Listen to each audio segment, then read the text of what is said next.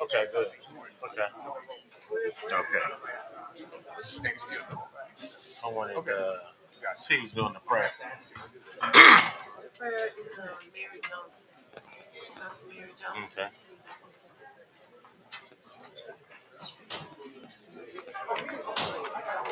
Dr. Tuff, why don't you go ahead and call it to order as your committee? I need to recommend. I just looked at it. Unless you want me to. It's time to call the order of the Southern University committee meetings, beginning with the Academic Affairs Committee. I'm going to ask that the chair of that committee, Dr. Leon Tarver, take charge of that committee. Dr. Tarver. Thank you, Mr. Chairman. Mr. President, would you do a roll call, please? Absolutely. Dr. Leon Tarver II. Here. Mr. Sam Gilliam. Attorney Jody Amedy. Mrs. Maple Gaines. Mrs. Ann Smith. Present. Dr. Orlando Williams. Mr. Myron K. Lawson. Present. We have a quorum. Thank you. Are we going to do the invocation and care this time? Yes. I think the invocation is going to be by Dr. Mary Smith Johnson. Where's Dr. Johnson? Dr. Johnson? I know that Dr. Johnson. I see her. Oh, there she is over there. Yeah. I think you're familiar with the young lady that's doing our prayer, aren't you, Dr. Yeah. Tom? Absolutely, Dr. Johnson. Eternal God, God of creation, of the heaven and the earth, we come this morning to ask your forgiveness for our sins and trespasses against thee. We come this morning, Lord, as we gather for another Board of Supervisors meeting. We know, Lord God, that you will be in the midst of this, so we declare it Spirit-led. Father, we come asking for guidance today.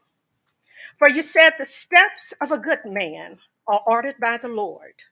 So we ask that you order the steps as discussions and decisions are being made regarding the affairs of the university.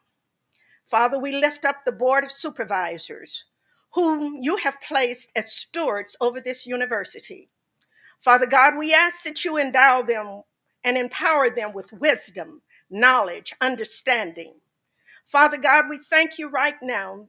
You know that decisions have been made and that there are decisions that will be made. But God, we thank you right now because you said man makes the plan, but the final outcome rests in your hand. So we give it all to you, Lord, this morning. We ask that you bless the president of this university. We ask that you would endow him with wisdom, knowledge, and understanding. We ask that you bless this board. Give them wisdom, knowledge, and understanding. And we pray for leaders everywhere in this university, that they will have the wisdom, the knowledge, and understanding to make good decisions, sound decisions. Father God, we thank you this morning that as this discussion and decisions are made, that it will bring the university to a status of preeminence. And Father, we ask that you teach those that are in leadership capacities that they first, to be a good leader, you must be a servant. And we are here to serve and not to be served. Lord God, we thank you this morning. And as I end this prayer, Lord, I will be remiss not to ask your blessings upon the students, the faculty, and the staff who faces many challenges. But Lord, I thank you right now that you will grant them strength, grant them strength, grant them wisdom, grant them knowledge to stand. For you told us in your word that the race isn't given to the swift or nor to the strong, but to him that endureth till the end. Father, we will forever give you glory, forever give you honor, and forever give you praise. And it is in the name of Jesus we pray. Amen. Amen. Thank you very much. I'd like to welcome Dr. Tarver of Convention to. Yes, please, Mr. Vice Chairman. For the Pledge of Allegiance, if Tanner Pruitt could please approach the podium. Tanner said yes. Tanner is a 12th grade honor student, you all, at Southern University Laboratory School with a 3.82 GPA, where she has been for the past 4 years. She is a very conscientious student who currently serves as the Southern University Lab's SGA president. She is also part of the Beta Club, Youth in Government, and Eye Care Club. Currently, she is on the volleyball team, basketball team, and the track and field team. Tanner is also a student ambassador who attends Mount Pilgrim Baptist Church and is the daughter of Latrell and Tangi Pruitt, who is a proud graduate of Southern University, where Tanner's plans is to follow in her mother's footsteps and major in nursing. Tanner, welcome and thank you. Thank you. Chairman Lawson, President Shields, members of the board, and other distinguished guests, may you please stand for the Pledge of Allegiance.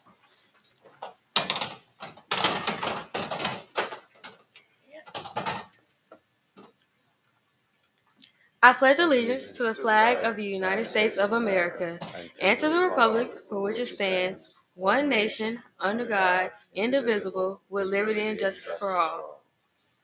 You may be seated. Thank you. Thank you, Tanner. very much. We move on now to item 3, recognition of special guests and presentation. Mr. Chairman. Thank you, Dr. Tarver. I'm going to ask that a young man that comes up that was newly elected, Mayor Johnson, Derek Johnson. He's one of our own. I think our chancellor ought to recognize this gentleman. And I want him to say hello to us in any manner he'd like to address from the podium. Mayor Johnson, he is the newly elected president of the Louisiana Municipal Association, which is a very, very honorable title to have. So. Thank you, Chairman and the board. My name is Derek Johnson. I stand here today as a recent graduate of the Southern University Law Center, and I'm here today on behalf of the Louisiana Municipal Association as the newly elected president of the board of directors and the Louisiana Municipal Black Caucus of local elected officials and the 303 municipalities across the state. Before I begin, do we have any members of the Black Caucus here with us today? If you so, can you please stand and join me? Oh, wow.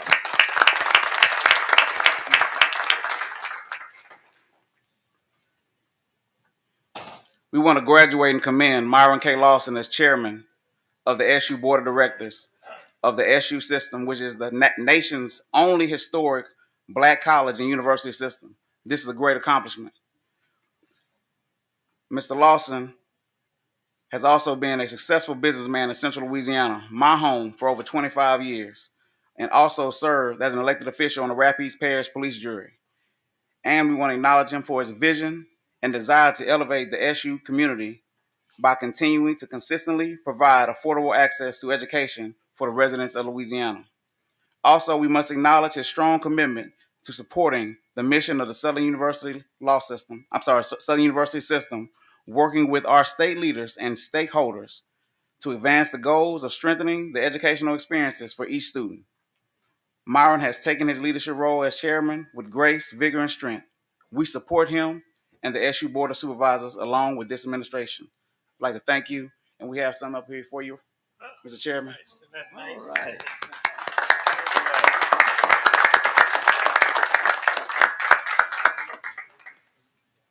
My mother would be glad to hear that. None of my colleagues believe it. So.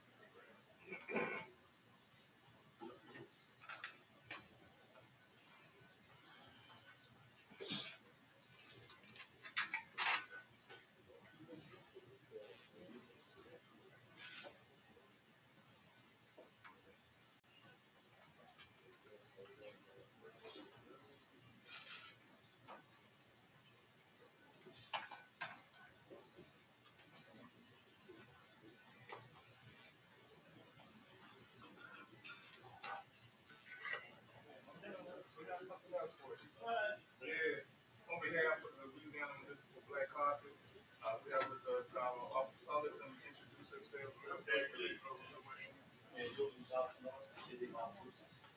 Mayor Leslie Griffith III, Sioux School. And that's the past president, you can tell.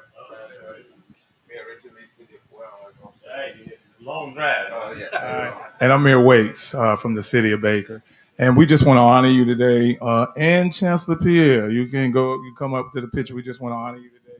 Say thank you for everything that you're doing. Thank you. We know that this position is a challenging position, but from what we hear, you're ready for it, and God got you. That's it. And so we want to recognize Chancellor Pierre for all the things that he's done.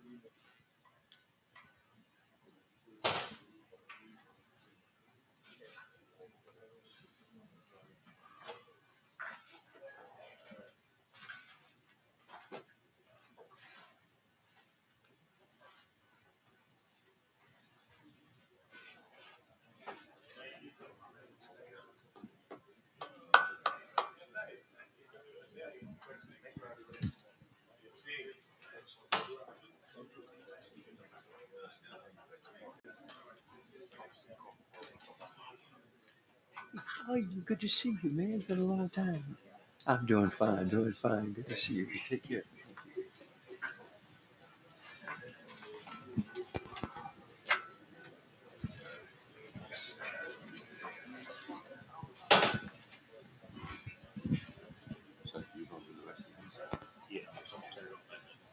Okay.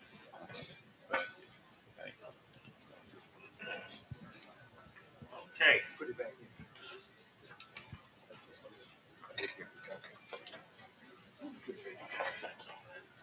Okay. We move on. I have another special guy that's here and a friend. He's made it, and I'm gonna let you meet him. He's a special guest and a special friend with great things, and we're gonna establish a very, very fruitful relationship with him. He brings a lot of wisdom and to assist us through God's vision and his help, his vision and God's help. We're going to make a lot of things happen for young people in our communities and throughout this country. I'm going to ask Kendall, will you come up? Kendall Taylor. And I'm going to let him introduce himself. But before he does that, let's give him a huge round of applause before you hear this.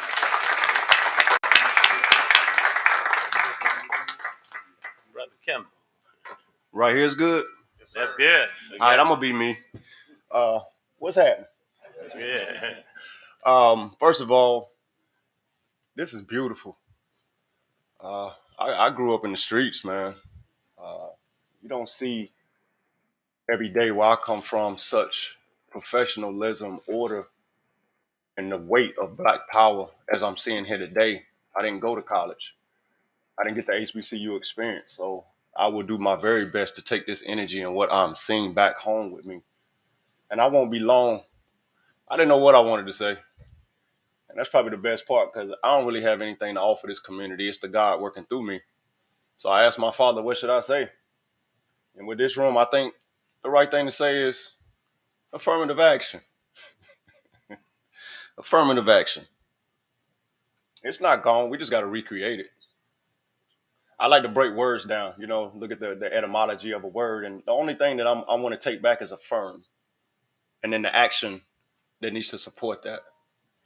I'm going to do my very best to affirm these young men and who they are in God, who they are in their true selves, and help them get on the path of self-discovery. I'm going to use every resource at my leisure and in concert with you all to affirm their potential, to affirm that they have had traumatic experiences, but they don't define them, to affirm that we don't have to dismantle criminogenic behaviors. We can restructure them for good. Because the same way I move packages in the street is the same way I ran a multi-million-dollar logistics company moving packages. We can't run from our trauma. We can't run from our pain. We can't run from our mistakes. We need to affirm ourselves in them and make sure that there's no loss. There's no loss because we extract the lesson. And then the action component. I'm a man of action. It's probably why I ain't going to do a lot of talking right here. I'd rather leave something to the imagination and also prove myself worthy of your support. I'm not asking for any handouts. I'm not asking for donations and yada yada. I want to learn the landscape of this community. I want to understand the culture and how I can add value. And I want to be a weapon in your arsenal to help save as many lives as possible. Because if God can spare me, a 3-time felon who's been shot multiple times, these boys ain't that bad. They still have potential. They still have worth and value. So let's create our own affirmative action. Let's pool our own resources. Let's use our own wisdom. Let's use our own Rolodex of relationships to figure out how we can support these young men where they are and then take ownership and also the glory of the victory that I think we can accomplish together. I want to learn from you all. Challenge me, correct me, help me out. Because I am more comfortable on the front lines than in here with these suit and ties. Now I got some nice suits now. Don't. Let's get this straight now. But my comfort is on the front lines. My comfort is in those dark places, helping lead them to light. And if you all will just give me a little bit of trust and a little bit of leeway, I would do everything in my power to make you proud and earn a position with such prestige and greatness as I'm seeing in this room today. My name is Dr. Kendall Taylor. I am the CEO and founder of Salute First. I'm here, and I ain't going nowhere. All right? Bring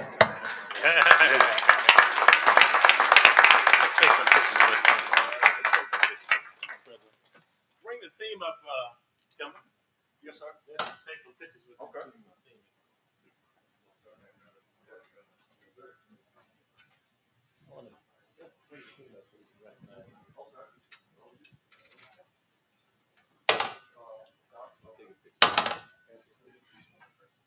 Kimber will be joining us at the Bayou Classic, right?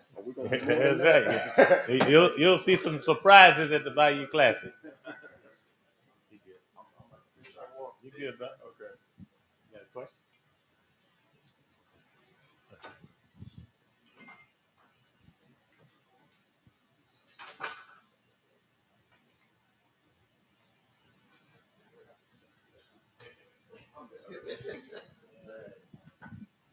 Okay.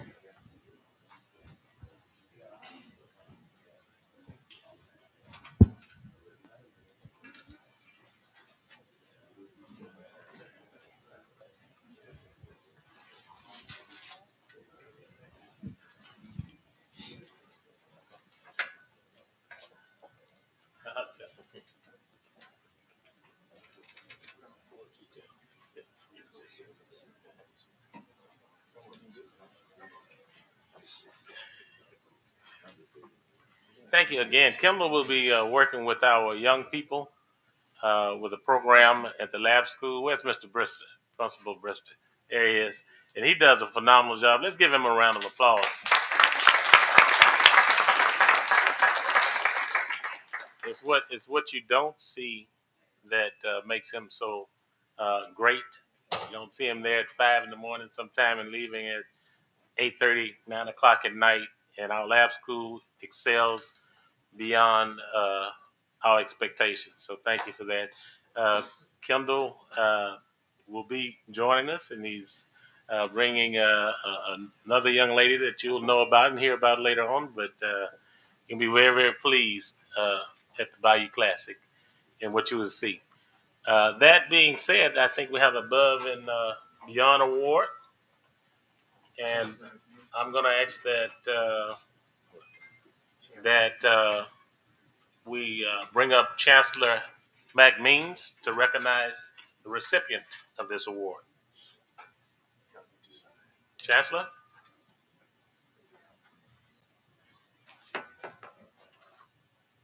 Okay. Uh, the award recipient, we are actually having to chase her down right now because she's working so hard. And I don't have anything to do with the agenda. I don't know if there's something that could come before. Tell you what, take a break. I have someone coming up next. How about our lab school? I was All right. looking at Mr. Bristol, so we'll bring him up. And he has some very, very talented folk he's going to recognize. Intermission here, huh? Good break. Ram in the bush. All right. Whew. Glasses. All right, Chairman Lawson, President Shields, and members of the board, it's an honor and a pleasure to be with you this morning. This young lady I'm bringing up, when I attended the lab school in the fourth grade, she actually was one of the first individuals I met when I walked the halls of the lab school. As I took the reins as principal / director, one of the first individuals that saw me was this young lady I'm going to bring before you. The first thing she said to me was, "Do you sure you want to take this job? These grays on the side of my head, on my head, that's coming." I'm realizing the gravity of her statement. But I want to bring before you Coach Rebecca Marshall. During her tenure at State University Laboratory School, her dedication and commitment to mentoring young athletes was truly exceptional. Her coaching prowess shines through her phenomenal record of 21 Louisiana High School Athletic Association state titles, which includes a remarkable streak of 16 consecutive championships.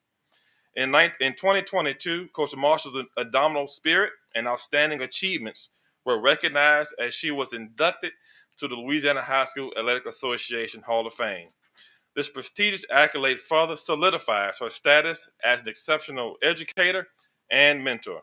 Her impact on the lives of countless students cannot be overstated, as she not only coached track and field, but also cross country, swimming, cheer, dance, physical education, just to name a few. Coach Marshall's holistic approach to athletics and education has helped shape the lives of individuals who continue to excel today on and off the track. Considering Coach Marshall's exceptional track record and lasting legacy, it is only fitting that the State University family formally recognize her contributions to the system. Congratulations, Coach Marshall, and thank you for your commitment and dedication to the State University system. Please join me in a round of applause for Coach Rebecca Marshall.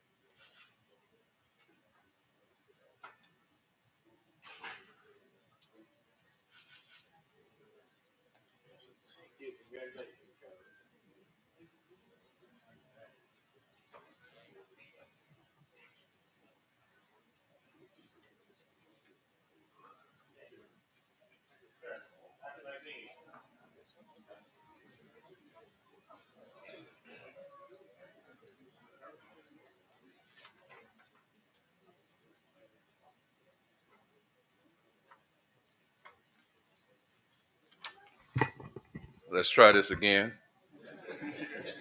Good morning. My name is Orlando McMeans, and I am the Chancellor of the Southern University Ag Center and Dean of the College of Agriculture, Family, and Consumer Sciences. Again, good morning, Chairman Lawson, President Shields, honorable board members, colleagues, and the SU family. It is indeed a pleasure for me to come before you to present the award winner for the Above and Beyond Award. Ms. Smith, when I think about the naming of this Above and Beyond Award, this person really epitomizes that. She is truly a servant, not only of this College of Ag and the Ag Center and the SU system, but in the community. Now, you guys may not believe this, but higher education can be stressful and chaotic at times, but I know you don't believe that. But to that fact, you have to have a calming presence around you when things get chaotic. And this person not only calms me down, she kind of puts me in the right set of mind to say, Orlando, this is what you're here for. All right, this is the purpose. Stay the course. She has been a rock since day one, coming here in 2019, 4 years. She is the individual that I can say in the college and at the Ag Center that everybody knows that she is going to make things happen. Now, she's quiet, very meek, but those are the ones you need to worry about. I had the opportunity to see her take charge and get things done. On a personal note, and some of you know this, I had an executive assistant by the name of Lisa Williamson for 21 years. And that's a long time. I mean, she was my right, left, what direction to go in, what day it was. And I prayed to God that hopefully I can find someone at that level. Well, God blessed me and as usual exceeded my expectations. So I want to present to you from the Southern University Ag Center and College of Ag, my friend, Miss Jackie Dixon.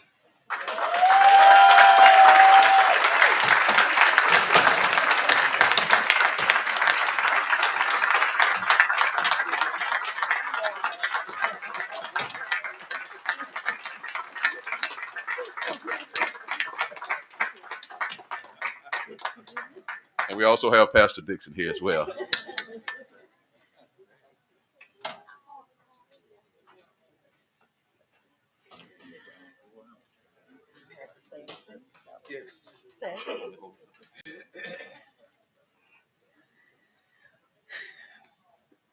Good morning, members of the board, Chairman Lawson, to my chancellor. Surprised? Thank you. Honored.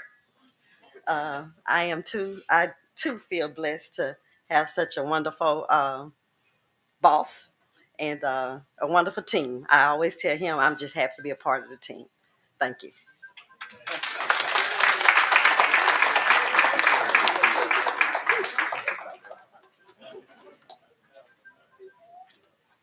have our national president of the Baptist Convention USA. Most people don't, well, they should know, maybe not.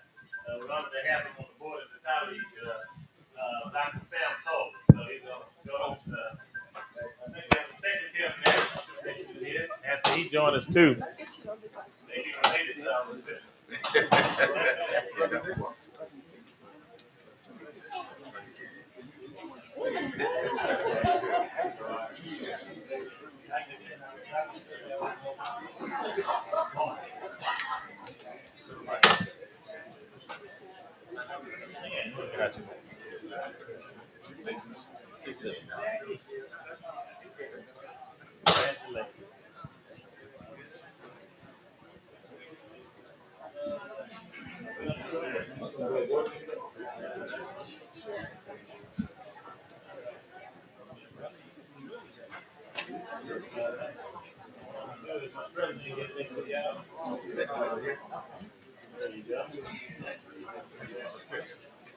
I want to make sure I understood y'all. Want to get this right. And that mic's live. This is cricket. So this is a video, and then another video is this one. Okay, I got it.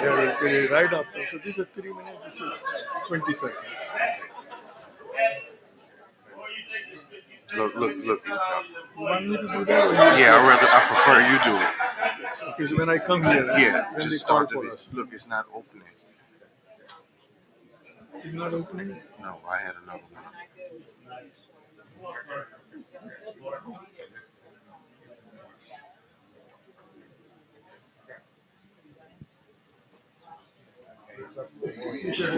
Wait, there it goes. This cricket. This one works.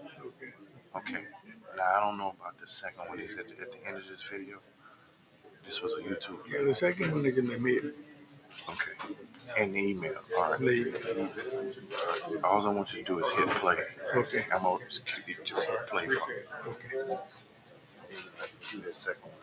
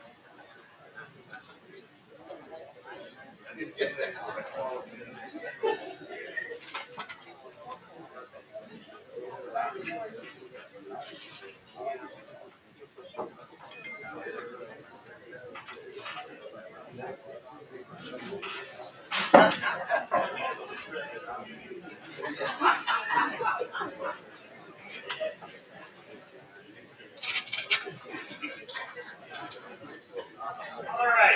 Next is we have distinguished young man, Johnson, and I'm excited. Yes, Chairman Lawson. Chairman Lawson. Yes. Good morning. Good morning. We are thrilled to extend a heartfelt congratulations to our remarkable Southern University cricket team. Yes. For their exceptional performance and triumphant journey. Their dedication, hard work, and passion have once again brought immense pride to our university. These athletes place extensive efforts in honing their skills and spent countless days and hours working as a cohesive unit, all while maintaining a balance as students. They celebrate a victory over LSU, which boasts not only of their individual talent, but how they all thrived as a team. I want to recognize the team and the impressive group. They have received superb instruction, and they will exceed all expectations as a cricket team as they thrive on and off the field. So we have the team here. We would like to recognize and applaud them for coming, so please come forward. Let's give them a round of applause. Isn't that good? Yeah. That's nice. The captain is Mr. Vadi. Mr. Shintala is the vice captain, and I think they have a video that they want to show for a very short period of time. So let's get the video.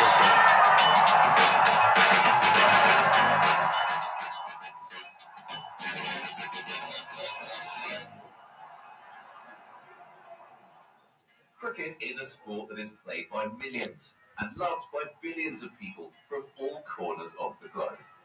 Cricket has been played for centuries, with the first international match occurring way back in 1844.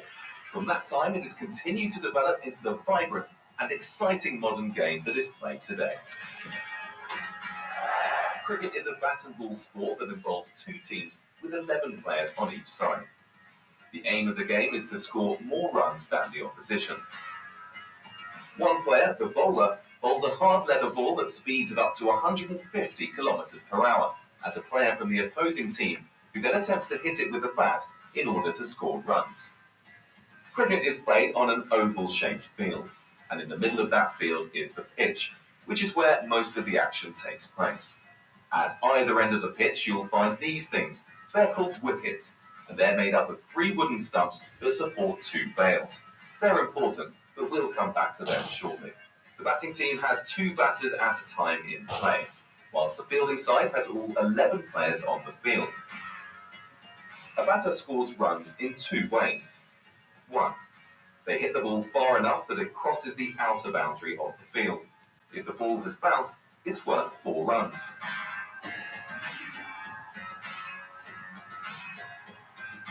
If it clears the boundary on the full, it's worth 6, the maximum number of runs that can be scored from 1 hit. 2. Through the two batters running the length of the pitch in opposite directions whilst the fielders are retrieving the ball. One length of the pitch completed equals 1 run. The aim for the fielding side is to restrict the number of runs scored by the batting side, whilst trying to get the batter out. There are 11 different ways a batter can be out, with the most common being bowled. The bowler bowls the ball, the batter misses it or deflects it by accident, it hits the stumps, and the bails come off. Caught. The batter hits the ball, and one of the fielders catches it before it hits the ground. Leg before wicket, LBW. Exactly what the name suggests. The bowler bowls the ball, the batter misses it, and the ball hits them on the leg in line with the stumps. Run out. The batter hits the ball and runs, but the fielding team retrieve the ball and throw it to the stumps before either batter has reached the other end. When a batter's out, they leave the field of play and another teammate replaces them. Once all the batters on a team are out, the sides swap, and the fielding team then have their turn to bat and attempt to beat the overall score set by the first batting team. Put simply, the winner is the team with the most runs after both sides have batted.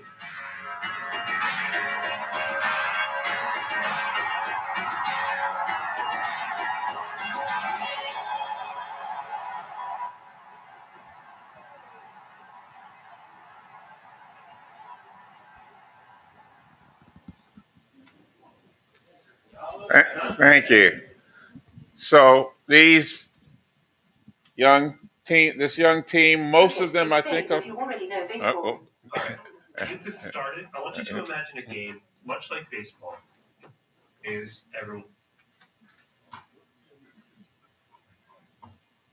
And most of these students, I believe, are computer science students, right? Yes, the captain is from the toxicology, but everybody else is from computer science. So, good morning, everyone, Mr. Chairman, the board members, and Chancellor Pierre, and distinguished members of this audience. This is your team.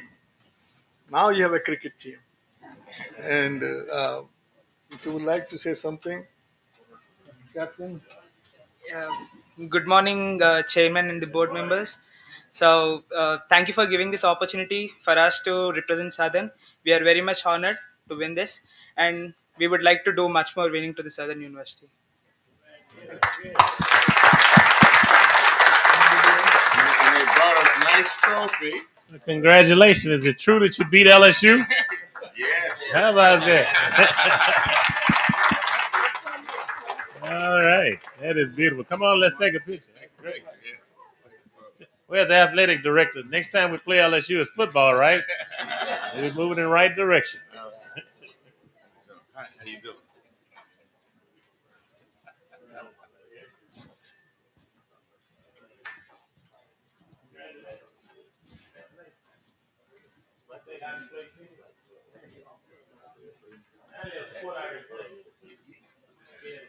Thank you.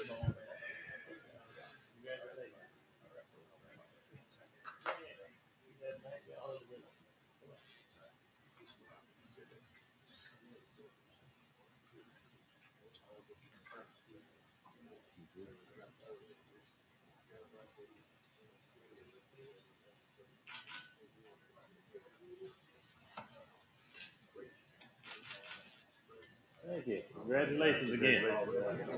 Dr. Ready, were you the coach?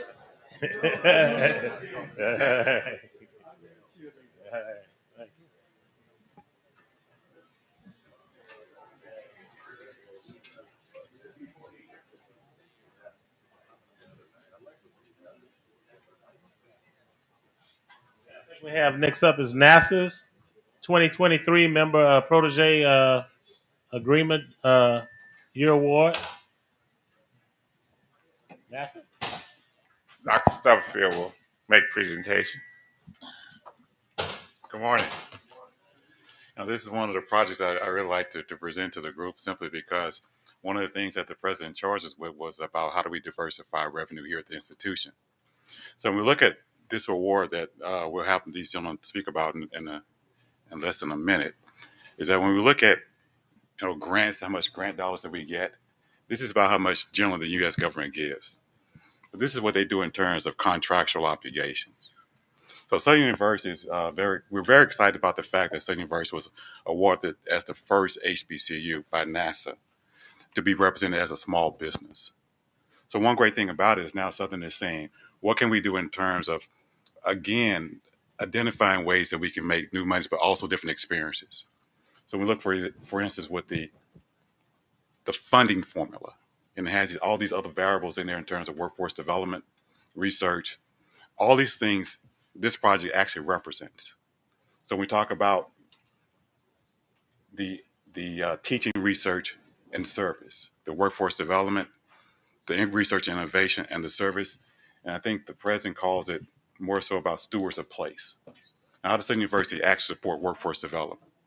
This project represents all those things. One great thing about the Men of Protege program is that a company like Boeing actually serves as a mentor to a small business like a Southern University. And we get certain types of training to help us grow in those particular spaces. So the goal is to be able to grow something like this even bigger, where Southern University is doing a lot more in addition to the workforce development and hiring people in the NASA facility down in New Orleans, which is, the mission to Mars, right? So it's great to say that Southern University is involved in something like that. But we want to make it grander, how we actually support internal changes in operations that allow us to work in that space of being a vibrant business and providing these other opportunities. So this is a great example of what this project does. So we're excited to be the first HBCU to win this NASA award across the entire NASA as an HBCU, but it's open to all businesses. So Southern University excelled in these particular spaces. So we have a representative from Boeing, but it's led by Dr. Washington, Samuel Washington here at Southern University. But he's going to introduce the rest of the team as well. Thank you.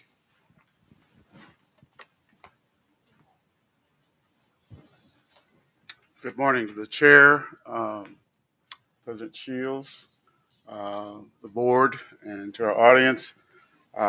This has been an exciting project for us at Southern University.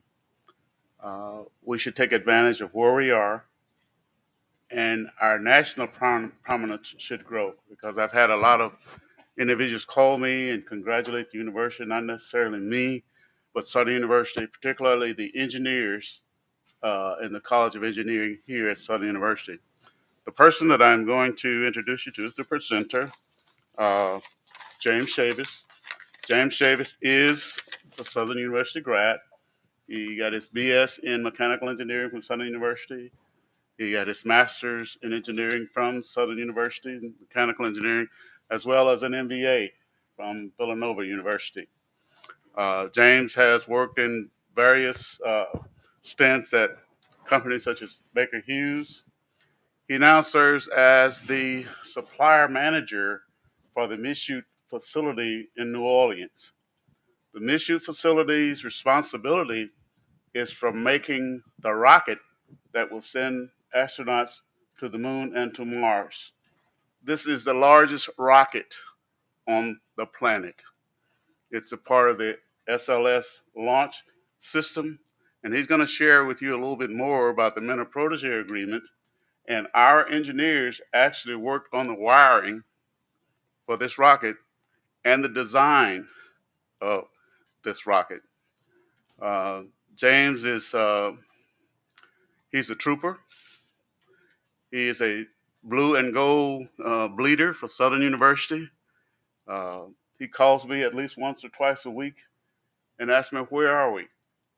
As a part of the Mentor Protege program, James was actually instrumental in organizing our needs assessment here at the university for doing some corrective actions on how we can become a manufacturer and how our students can actually be trained to work in the aerospace industry.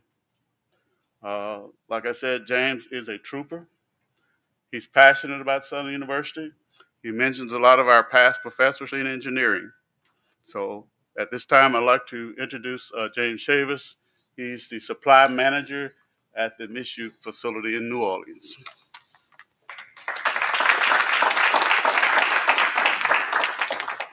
Good morning, Chairman, Board of Supervisors.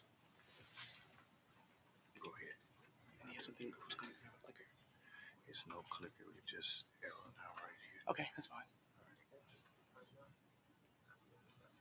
Pull it up on the screen just a second. You get it now. That's fine. Good morning.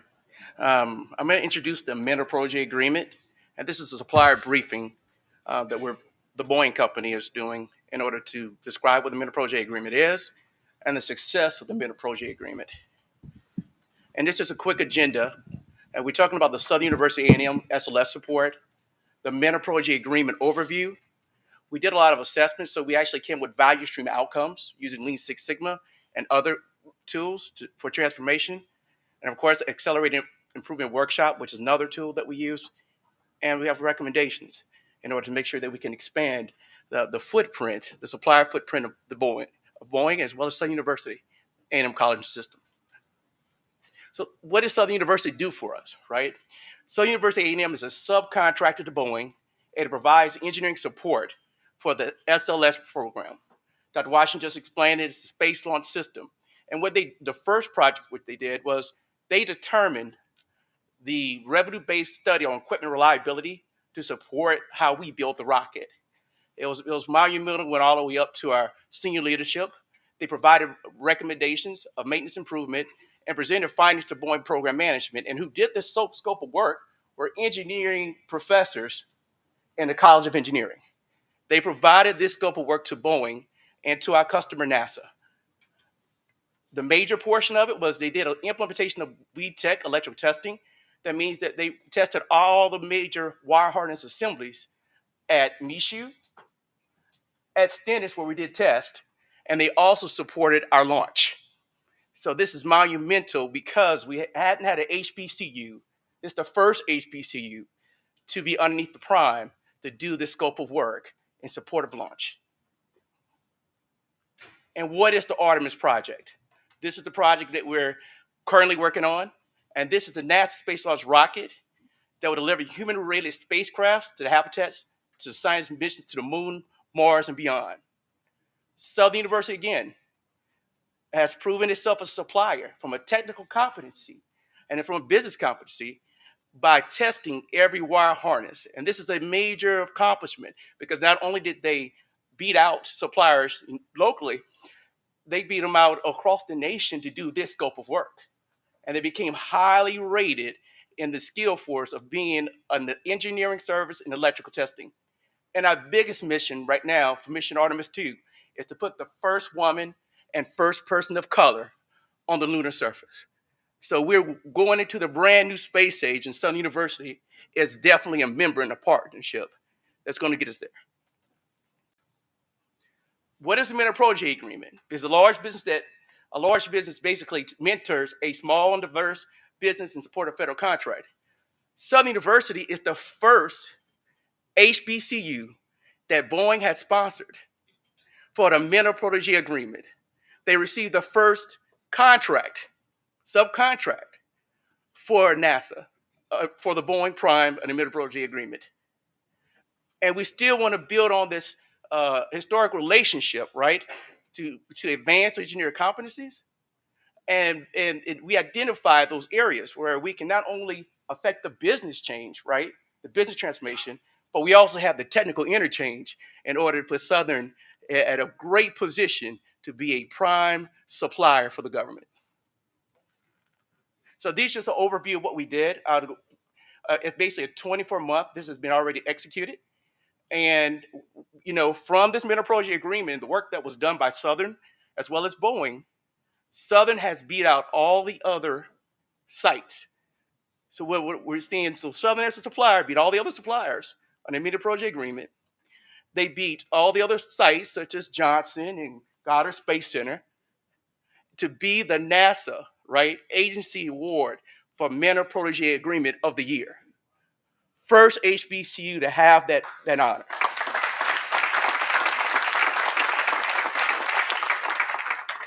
So we did some things here. This basically business process that we looked at. We looked at value stream mapping, where we took everything else and looked at the designs of how we do businesses better. And then we looked at everything else as identifying waste and how do we eliminate those wastes. So we had an opportunity to go and take a look at the soft systems of Southern University, how we handle procurements, how can we make it more efficient and effective so Southern can be competitive as a supplier. And I'm pleased to say that with the team right here, Dr. Washington and other staff, they were able to reduce their overall lead time from about 7.6 weeks to 3.1 weeks. That means from the time that we actually asked for a request for quote to provide services, they've reduced this over approximately over a time span of 268 hours and 33.5 days, which makes it a really efficient process and which meets industry standards. So right now, Southern University meets industry standards as receiving an RFQ. And of course, these are all the team members from the value stream mapping team that did all this great work. And these are all Southern folks and a couple of us Boeing folks who took the time out to go ahead and do this value stream mapping. And of course, this is just a reduction of time. So you reduced it by 50%. And we also implemented SAP to see how we can do this. We ended digital transformations. And we use this and I would recommend use as a beta test of how you can be more efficient in business of getting those things done as far as trajectories. And of course, they participated in a 6 workshops. So this AIW, which all you guys may know as Lean, has different names, different acronyms. And this is what we did. The students and the professors at college engineering, we evaluated a lab utilizing 5S, right? This was the before picture. This is the after picture. So what does that really, really mean in terms of throughput and value? So what it means is that after we did this exercise, and so university students and faculty identified levels of assets, we realized a total savings of 5S savings of $20,000, $20,398 of cost savings in one lab. So they participate, and if this system was implemented, you could save close to 100K to 300K across the College of Engineering. And these are practices of asset utilization that we've trained Southern on, and how to do the level of lean. And it's just quick recommendations. And one of the primary recommendations is that utilizing customer resource management, such as Salesforce, for quoting and procurements. And we need to definitely expand the alumni database to identify potential candidates to execute contracts, because all of the people that did the WeTech were Southern University alum who worked out into the field, and we created the level of workforce development along with Dr. Washington and Southern University to get that type of service there. And we also need to develop a strategic marketing strategy. That's our recommendation, to enter key markets. Right now, Southern University is strategically placed, and they have earned the value to be in alignment in order to go after and get more RFQs in the aerospace and defense industry. And this has showed the technical competency that they can make it. And also implement ISO 9001, ANSI Lean, and QMS. And so what we're saying with those is Southern University has a want and a need to go into manufacturing.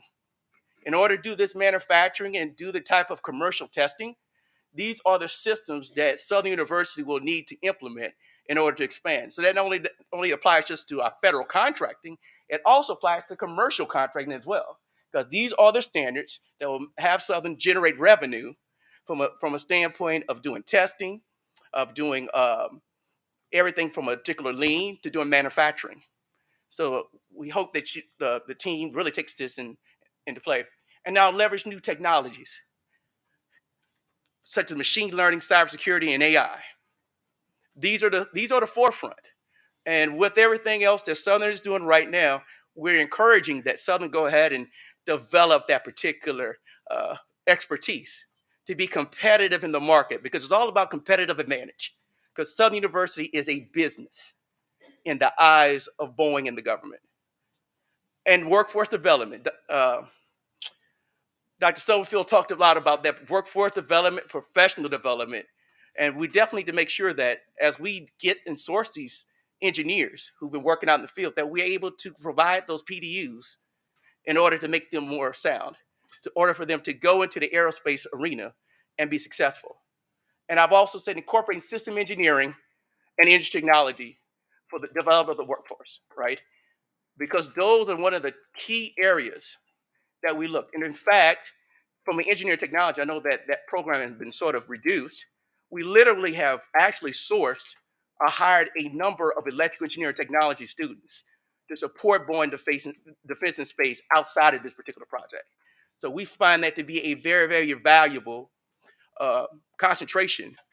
And with enough little bit of tweaking, it also can be expanded. System engineering is also something else that Southern University, if concentrating on that particular area, would make them stand out to have the level of competitive advantage among not only universities, but along other suppliers. And the last one, I know this is a long-term goal, but is to create a separate for-profit for contracting and manufacturing extension. This will allow Southern University to take advantage of not only the commercial side of it, they'll able to take advantage of federal contracting, such as STTRs and small business incentive research programs. And that's pretty much all I have for my presentation today. And are there any questions?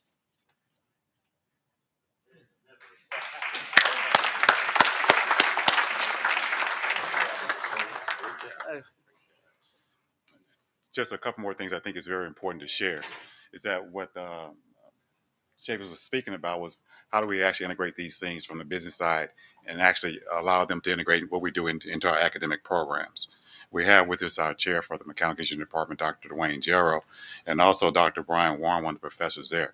They're going to come up and say something, we'll greet the crowd as well for a couple of minutes. But in particular, I just want to say thank you to Dr. Warren. He's actually joined us from Oak Ridge. So he's actually been in the plants. He's returning back to Southern University. So it's identifying those practical experiences that can truly translate into these new revenue generating opportunities. But at the same time, not making sure that we align what we're doing in terms of the workforce development, the needs of the state for those targeted industries. And you saw as well about the AI, machine learning. So now you see an actual integration of what the world's saying we need to do today, where our students have a chance to actually see it in real world opportunities. Dr. Gerald, Dr. Warren.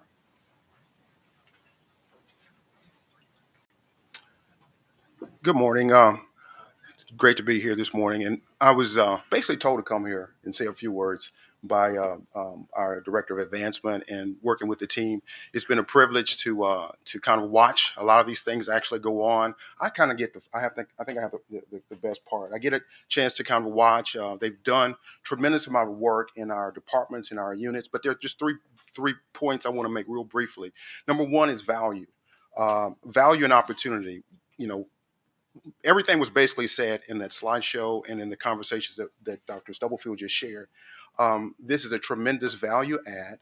It's a tremendous opportunity for our students, for the university, and even the professors and those other folks. It took me a while. It took me a number of years to really see the value in contracts versus grants. Both are good. Both bring revenue in, hard dollars in.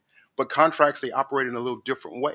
But nevertheless, so that's my one point, value and the opportunity. Number two, workforce development, which he's basically talked about. I was asking him, I said, okay, in a sense, what's my role as chair of the Mechanical Engineering Department or the other administrative offices in the dean's office and so forth? How do we partake and how do we assist and help facilitate this more? It's pretty simple. The more students that we produce, the better his life is. Because now when Boeing comes, when these other companies come, they have plenty of resources, namely students, to choose and select from. And lastly is translation. That's the last point, to help translate really what they're doing to you guys, which was done so eloquent. I remember revisiting James. He has an engine in him that does not stop. He's perpetual, almost like perpetual, even though it's not impossible, it's kind of impossible, perpetual engine. He has an engine inside of him. I remember meeting him or speaking with him at the NSBE conference in 2014. I was there taking a few students to the event. said I never do it again in two vans, but I made it through. I'm here, but it was an adventure. But he was there working for Halliburton, and we talked, and it kind of rekindled a lot of things. We want to appreciate you guys for giving us time to come and share what this team has been really working on, and it's just great to be a part of it. Thank you. To the chair and board, very briefly, I think that this relationship was very great. A couple things came out of it. Is the fact that industrial sales force. Ironically, I spent 33 years in plants. I could be turned loose in Exxon right now, and I know what to do. I wouldn't know how to file certain forms here. And thank God for these folks. I think Southern is my home. Did my bachelor's and master's here, and my PhD at University of Tennessee, Knoxville. But I wanted to come from the plant back here to give something back. And the thing that came out of this whole thing to me was industrial sales force. We could parallel the money that we make from research by putting a trained workforce out in front of the Mr. Chavises, out in front of the Exxons, out in front of the BASF. Did some time at DOE. We can go up there and talk to those folks. I got folks out at Lawrence Livermore right now talking to them, trying to get money. But you got to live at their site. You got to be able to talk the same language they talk. You got to understand reactors. You got to understand pressure vessels. Other than that, you're not going to be able to deliver what they're asking for. And that's one of the things. I actually worked at NASA Michoud for quite a few years down there, designing that space launch system and working on these things. So and we got students. I brought a lot of students here. We did a mentor protege from Department of Energy here. So I'm getting our students out there, and I teach 120, which means that all of my students are deemed to do career service, deemed to apply for intern, workforce development.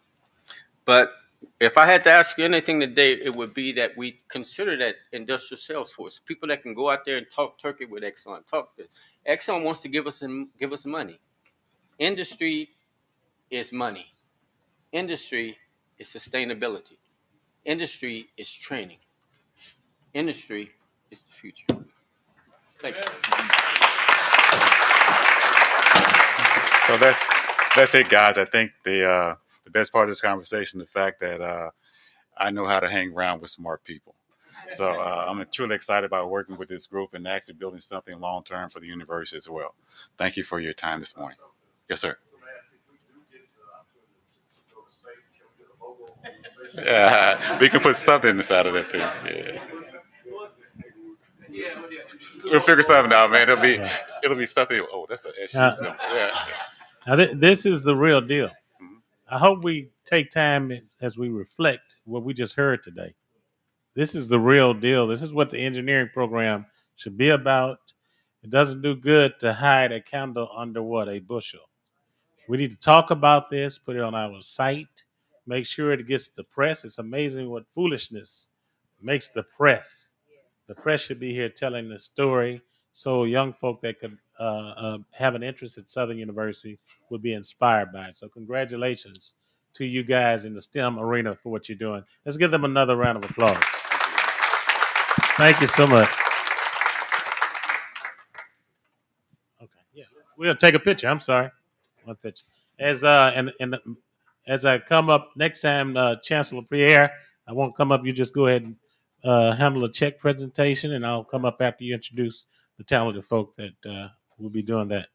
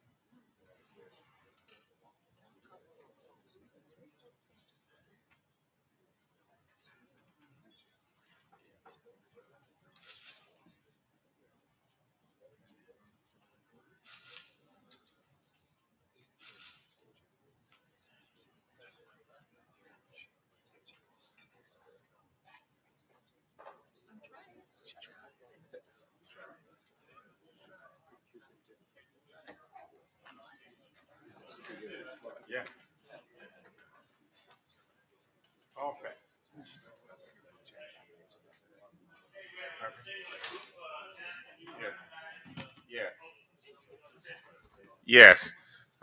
Again, good morning, Chairman Lawson and members of the board. Today we are honored to do a check presentation in honor of Jennifer Ashley Mitchell Carter. When she got her law degree, she took the Jennifer out and became J. Ashley Mitchell Carter. She kept figuring out that with that J, she just was a different. But let me just say something about her. Uh, she was a great student at Southern University and Southern University Law Center. Rose to several positions before her untimely death. Was working in the University of Louisiana system and convinced her boss, the president of the University of Louisiana system, to come to law school because he kept asking her questions about law school. And she kept calling me. And I said, yes, I think we can accommodate him. We accommodated a governor. I'm pretty sure we can accommodate a president of a university system in law school. And finally, he decided to go take the test and got admitted. And I think it's been a great symbol of what we do here at Southern University Law Center.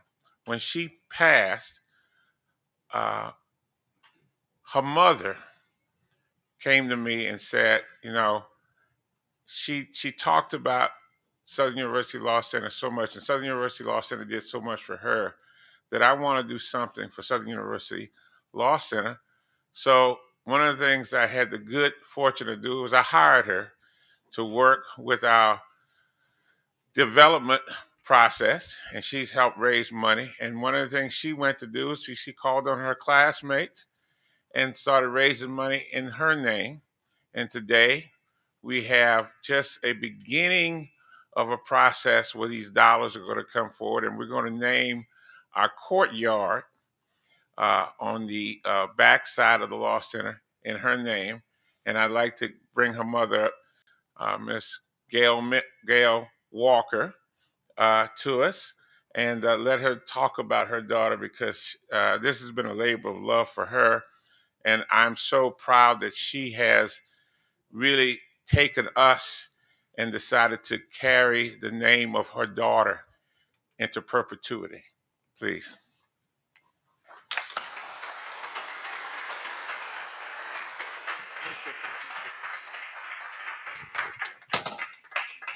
Good morning to President Chancellor Shields, members of the board, and to my Chancellor, Chancellor John Pierre. Thank you for the opportunity to come before you this morning to show recognition of one of the contributions that we've made this year to the Law Center for the privilege of naming the Law Center Courtyard the 2011 Courtyard honoring J. Ashley Mitchell Carter, my daughter who is now in heaven. To love is to give.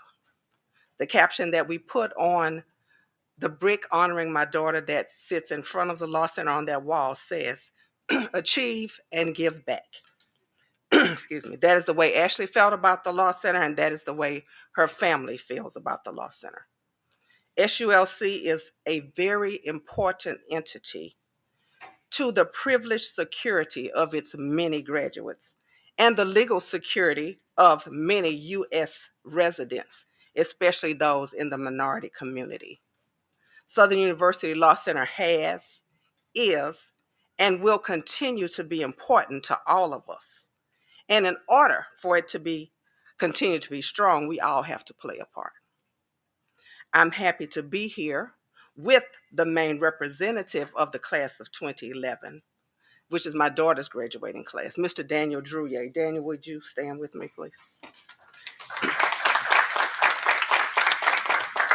He, along with many other members of the class of 2011, have worked continually to secure my daughter's legacy at SULC. Under his leadership in 2022, when she was honored as a distinguished alumni for the Law Center, he along with his class, added $15,000 plus to the annual fund that was already established for a scholarship in her name. And we will continue to add to that scholarship. The courtyard is being named the 2011 Courtyard, honoring her because the class of 2011 will continue to be involved with this project, as well as the fact that this courtyard will continue to exist as long as there is a Southern University Law Center. Her class is committed and her family is committed. I must thank Chancellor Pierre, Mr. Terry Hall, Ms. Angela Gaines, and my supervisor who is here supporting me today, Ms. Robin Thomas, for the work that's being done to complete this project. We will let all of you know when we have the dedication of the courtyard so that you can attend. I also need to thank a couple of people here who invested in my daughter in very special ways and who continue to care about me, her mother. Thank you again to Chancellor Pierre, who she expressly loved and appreciated, and who I couldn't wait to meet because I just thought you were the greatest things, according to her, since sliced bread. I also thank you, Chancellor Pierre, for caring enough to bring me to the Law Center, and I hope that I am fulfilling what you would hope I'd do there. Thank you to Attorney Des Moines Rutledge, who was a friend and mentor to my daughter, even until the last days of her life here on earth. Hello, Zale. Zazelle. Thank you to Zazelle Dudley, who, along with our other group of friends, helped to steer Ashley's life as she grew up in Shreveport, Louisiana. And also, thank you to Chairman Lawson, who I got to know better through Calvin Braxton, former board member who I grew up directly with. Chairman Lawson, I appreciate the fact that you have always been very gracious to Ashley and I whenever we have been in your presence. I know that there may be other people here who had close relationships with my daughter that I don't know of because I learned when I moved here, and especially at the time of her death, that there were so many relationships I didn't know of. So if I missed anybody and I didn't know about it, thank you. I also see very many Ashley lovers here in the audience. I thank all of you for your love for my daughter. Let me also mention that recently, in a conversation with Mr. Robert Harrison of the foundation, I learned that over the 4 years I've been working here, our family has made 3 to 4 contributions to Southern University and the Law Center each year. We are serious about what we do for this school. I work with alumni affairs and recruiting at the Law Center, and I'm asking every graduate of SULC here today to become extra dedicated as we are to seeing that we have a strong alumni involvement at the Southern University Law Center, as strong in our capacity as we can to rival that of any law center in this state and also the one in this city. We can do more to support Southern University Law Center. Thank you for what you have done. Thank you for loving my daughter, and God bless you.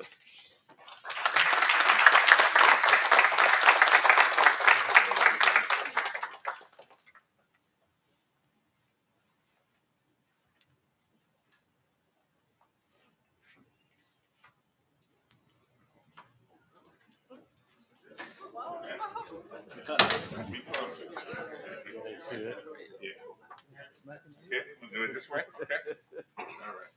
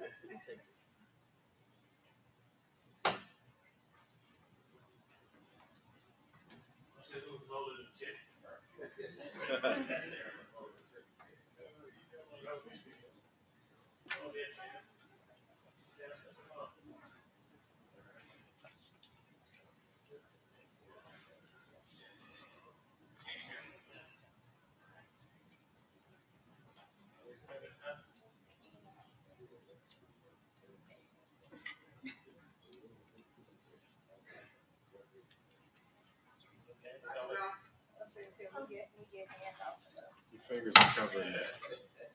And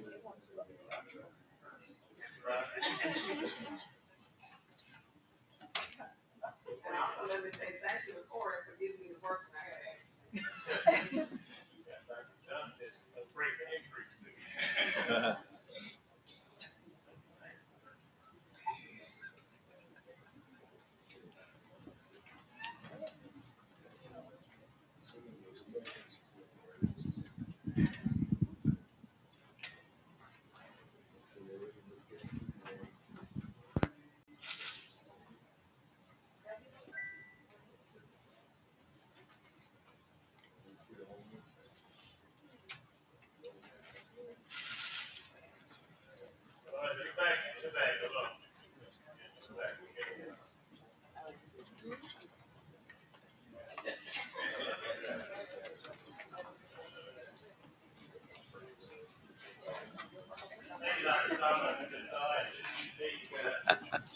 Thank you for the first.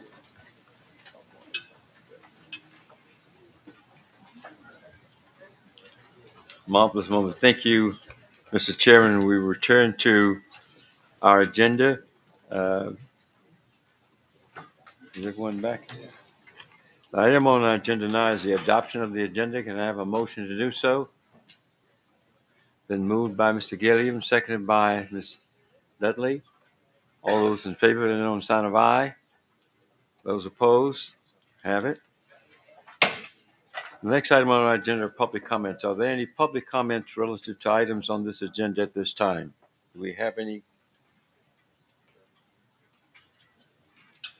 Seeing and hearing no references to those comments, we move on now to action item A, request approval of Board of Regents 3-year academic plan for all of our campuses. Mr. President, who would be responsible for that presentation? Dr. Ammons. Okay.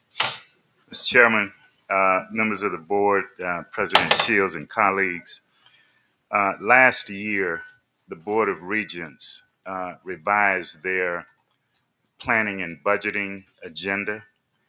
And now each year at their September meeting, they consider 3-year academic plans from the systems and their budget. In accordance with the new process, each system and the institutions in those systems prepare 3-year academic plans where faculty across the system in each institution prepare plans and programs to implement over the next 3-year period. We have worked with the faculties across the system, and in your packet are those programs that the institutions have approved that will align with the Board of Regents master plan, the Southern University System strategic plan, to meet this goal of 60% of adults in the state of Louisiana having either a degree or a credential of value by the year 2030. So, Mr. Chairman, it is my recommendation that the board approves the 3-year academic plans from Southern University, Baton Rouge, Southern University's Law Center, Southern University at Shreveport, and Southern University at New Orleans. Thank you, Mr. Chairman. Are there any questions, comments? Been properly moved and seconded. Mr. Gilliam and Ms. Dudley, that we approve item A, 1, 2, 3, and 4. Any questions? All those in favor, let it know on the sign of aye. Those opposed, so have it. The next item on our agenda is 7B, C, and D, all with the Southern University Laboratory School. I want to ask Mr. Brister. Is Mr. Brister here to make this presentation?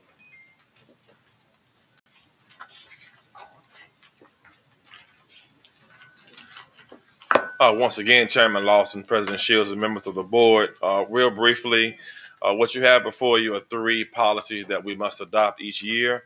The pupil progression plan provides guidance relative to student promotion from one grade level to the next, which includes standardized testing. The literacy plan provides guidance for K to 12 literacy, which is inclusive of instructional time materials, as well as interventions.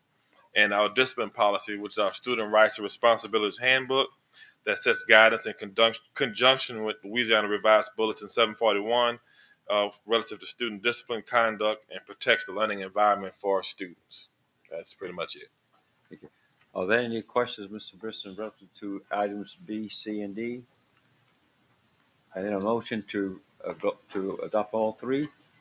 To pass, yes.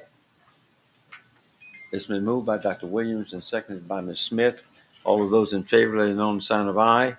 Those opposed, so has it. Thank you very much, sir. Thank you, sir. The next item on our agenda is item E, request approval for the name change to College of Agriculture, Family, and Consumer Sciences. Dr. McMeans? Thank you, Dr. Tarver. This recommendation, actually, we've been working on for about 2.5 years, and it's twofold. Firstly, a lot of the terminology and nomenclature that we use within the College of Agriculture at Southern University is really outdated, and we have been working with the Board of Regents on this to look at the current lingo as it relates to describing colleges of ag. And so we've made the recommendation to include such things as environmental, as climate, and those other terms that are also critical secondfold for recruiting students. I've come to you and I've said that the new term now when you're recruiting young people, those terms that are sexy. And family and consumer science is no longer sexy, but human. And you add that capacity up in there, that's a little bit more.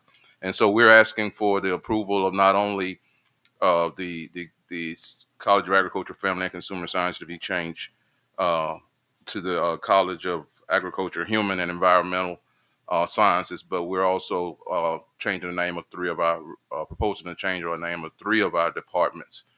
So they would be up to current standards as it relates to colleges of ag, and not only throughout the country, but globally. Thank you.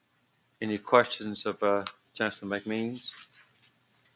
If not, may we have a motion to approve this item? Motion by Ms. Smith, seconded by Mr. Gilliam. All of those in favor, let it know on the sign of aye. Those opposed, ayes have it. Thank you very much.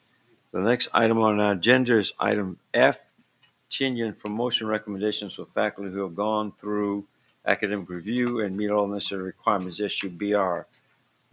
Who would that be? Yes, Mr. Chancellor. Yeah, so this is a process where I worked with Dr. Sahu to look through the application of Dr. Jackson. And what happened was she was recommended at the department and I guess college level. There was a technical issue about her doctoral degree, in that she didn't have a degree at a doctoral level of computer science and engineering. But the problem, as I saw it, and we kind of worked through it, was that requirement did not exist at the time that she was hired. So it made no sense to retroactively apply a new standard that had been recommended by SACS to her, and therefore she should have received the benefit of the time that she was hired, and she met all other requirements. And so therefore it would be proper for her to get tenure in the computer science area. And that is the basis for this. And based upon that determination, she meets all the necessary requirements for tenure. Thank you very much, Mr. Chancellor. You've heard the presentation. Are there any questions of the Chancellor? Hearing none, the motion by Mr. Gilliam and seconded by Ms. Smith that we adopt item F. All of those in favor, let it know on the sign of aye. Those opposed, ayes have it. Thank you very much. The next item on our agenda is informational. Two items, the update on faculty handbook for SUBR, and we'll take that first. Chancellor Pierre? Yes. So, had a chance to have discussions about the faculty handbook. Last night, late last night, I received what appears to be an updated faculty handbook. I think the president got something this morning. So what we're going to do is we're going to review it with respect to the proposed new faculty handbook, SDO.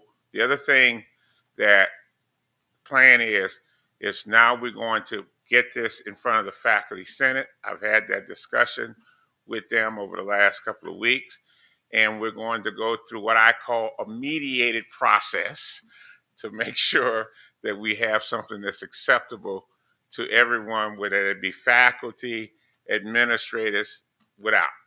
Again, we recognize that there are going to be some points of contention. So we're going to say, what are the items that are not contentious? And then we focus on the items that are contentious. And then we're going to go through a mediated process to see if we can get to the end result. Well, we do without lawyers. Thank you so very much. Any questions of Chancellor Pierre with respect to this item? Yes, Ms. Gilliam. Would you use your mic, please? Oh, I'm so sorry. Thank you. Thank you very much. Observation, Chancellor Pierre. I took the opportunity, I think, to look at part of the draft. It's pretty heavily redlined. So Yeah. I'll say to the several parties who are going to participate in that process, go in it diligently, collaboratively, as my chancellor, my chairman stated the other day. And let's see if we can come up with a document that's going to be workable for everybody and carry us forward in the future. Yes, that's the plan. Any other comment? We move on to the next item B, update on catalog SUS. Mr. President, Yes, I can address that also. Okay. So I've had Dr. Young, and I've made some inquiries myself with respect to the catalog. This has to be a top priority because we are behind. And so we, again, will start a very diligent process to make sure we bring closures to those parts of the catalog that are not yet completed. So this, or I guess it's one of those processes that first thing we're going to do is by Friday of next week, that's going to be a firm deadline for completion of the draft of the catalog. And then we're going to keep moving on. It's a process. There's some new technology that has been implemented. I don't think everyone understood how the technology worked with respect to the SUBR catalog. I've had the experience of doing it with the Law Center. And what you have to do is you have to get all parts of it coordinated where everybody who knows their particular area has to input and update. And then you can load it up into the electronic catalog. And I don't think everyone understood that process. And now that I know we're using the same technology on the Baton Rouge campus that we use at the Law Center, it's real clear to me about what needs to be done. Thank you very much, sir. Are there any questions? Apologize, I missed item E. I gather this is for Chancellor McMeans. By my count, we're effectuating 6 different name changes. Yes. 6. Okay. Yes. And are you guys going to have sort of a complimentary marketing effort to? I see some of your people behind you shaking. Yeah, their well, head. it was funny. We were just texting that we were going to get together, Dr. Marshall, Dr. Williams, and myself, and discuss rolling it out in a marketing plan for our programs. Okay. So, yes, sir. Thank you. Thank you. Again, are there any further comments on the item B, 8B? Hearing none, we may move on to the other item, other business at this time, number 9. Hearing none, may we have a motion to adjourn? Moved by Dr. Williams, it's all necessary. We so adjourn, Mr. Chairman. We'll continue the Board of Supervisors committee meetings. Now, Attorney Edwin Shorty, Facilities and Properties, could you please bring your committee to order? Thank you, Mr. Vice Chair. The Facilities and Property Committee are now called to order. Can I get a roll call, Mr. President? Yes, sir. Attorney Edwin Shorty. Present. Attorney Des Moines Rutledge. Mr. Paul Matthews. Here. Mrs. Ann Smith. Dr. Leon Tarver II. Here. Dr. Ronnie Whitfield. Here. Mr. Myron K. Lawson. You have a quorum. Thank you, sir. Can I get a motion to adopt the agenda? Second. So moved by Mr. Rutledge, second by Dr. Whitfield. Are there any public comments? Any public comments relative to the Facilities and Property Committee?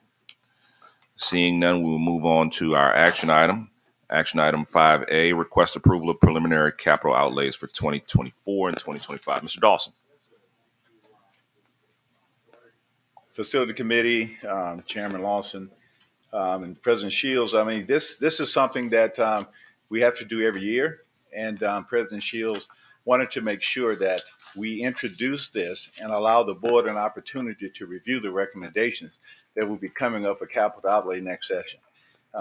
You could take that off. Now, I don't want to steal the thunder if you have everybody looking at the new new renderings. So with that, this time we would like to have an introduction, and what we're going to do in the next session is to adopt it and approve it, so we have the opportunity to get it to Board of Regents in the timely fashion that we're supposed to. But I do want to bring up Ms. Simone Whitmore, because this process is definitely involved, and there is a philosophy as to how we approach this. And our success in the next session will depend upon us following a process and doing the best we can to continue to have these projects funded. And it is a strategic methodology that needs to be used. And we're grateful to have Ms. Simone Whitmore with us, who has a lot of experience with FP&C and Division of Administration. And I would like her to speak to this particular item. Ms. Simone?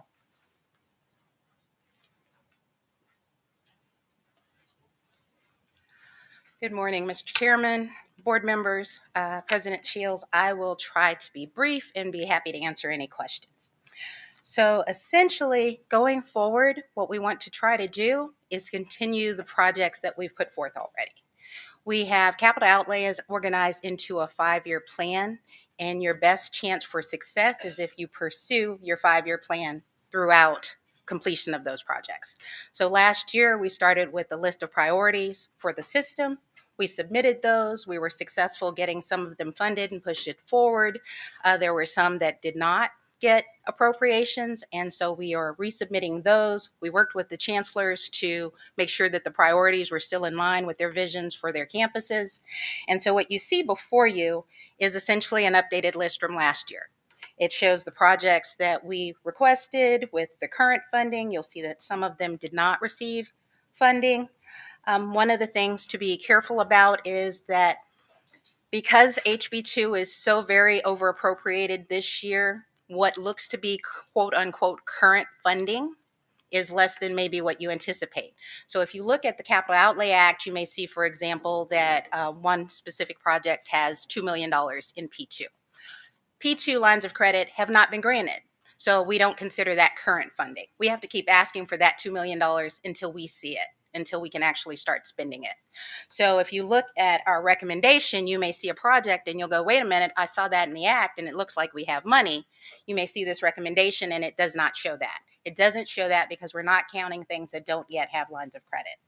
And so because lines of credit have not been granted yet at maybe this time, we're showing that we don't have current funding.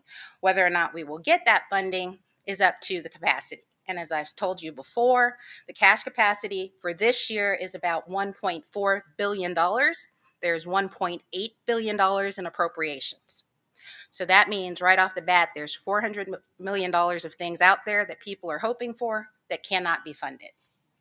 Also, priorities have to be funded in order. So priority ones have to go before priority twos. There's $1.7 billion in priority ones. That means there's already more priority one, which contains things that were already in process, than there is for the entire capacity.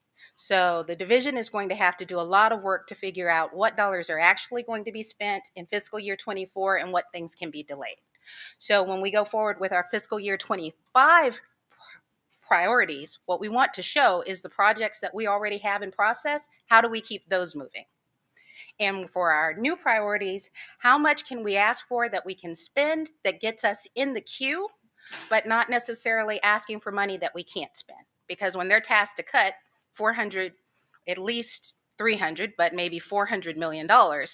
They're looking for what can you realistically spend. So if we have appropriations or funding that we can't spend in this process, they go in and take that back. So with our strategy for next year, we want to say, okay, our projects are moving. We're doing everything we can in fiscal year 24. And when 25 comes around, this is how much we can spend.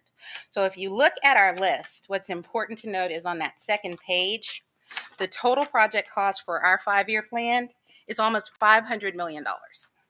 And we are asking for next year for right at $100 million. Now, when we talk about the capacity for capital outlay, if you look at the program, right now, their capacity is about $500 million for everybody for a year. Right off the top of that has to be the non-state, which is about 25% of that. So right off the bat, $125 million will come off. So what they can allocate is about $375 million. And we need $100 million of that. So we have to be realistic about our expectations, and we have to be prepared next year when the bill is developed to fight for what we can spend and try to keep these projects moving. So as you see these priorities, if you have feedback on things that can wait, things that don't look realistic, things that have to go faster, then we definitely need that input from you. But as far as this recommendation, a lot of the projects that you see are based on things that are already moving and should continue. For example, you will see the STEM building, which has been on the books for a while, which now has a CMAR lined up, and we're trying to get to construction as soon as designers and contractors can line those things up. So that project, we hope, has enough momentum to keep going. We have, for example, a nursing renovation here on the Baton Rouge campus that we have a donation for. So again, those kinds of projects, that's what we're going to push.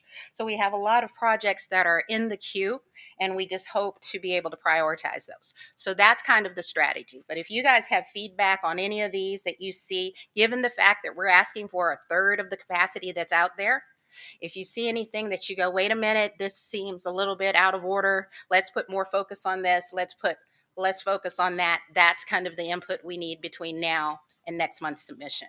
So with that, I'll take any questions, or, we can talk offline.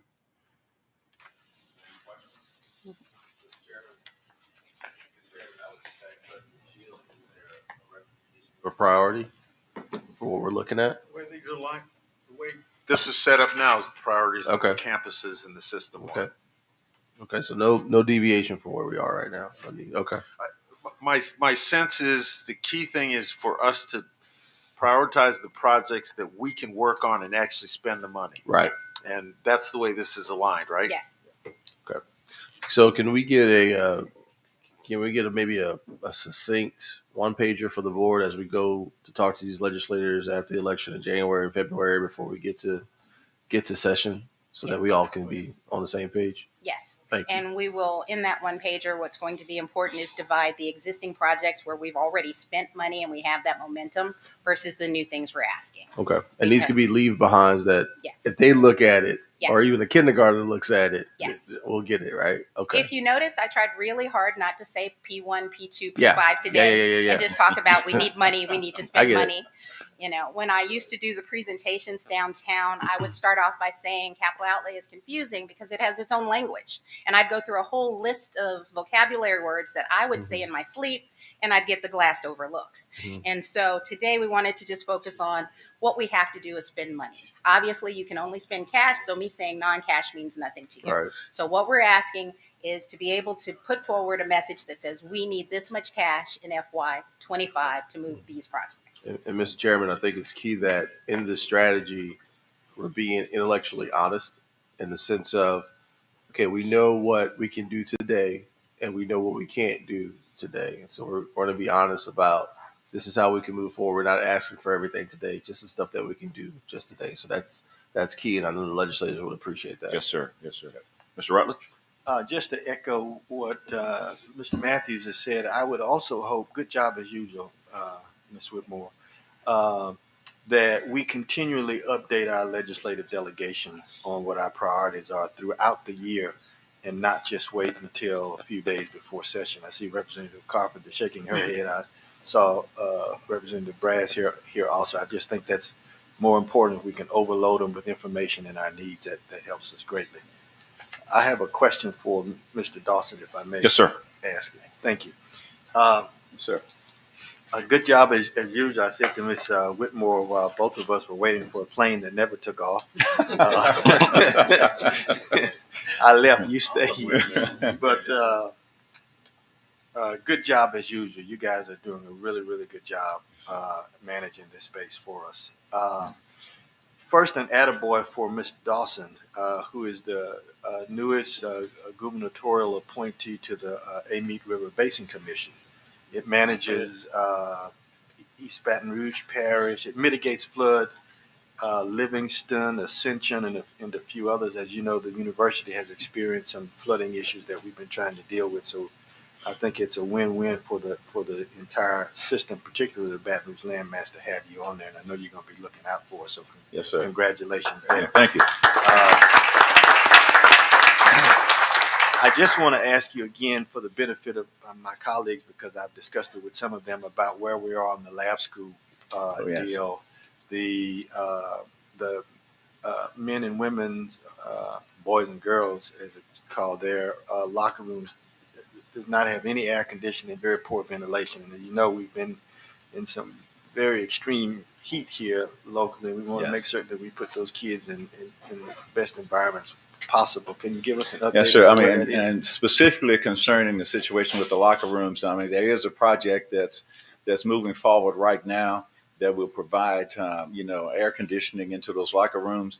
I think they were initially looking at some window type units, but now because that wouldn't be enough capacity to handle the load, they're looking at now rooftop units.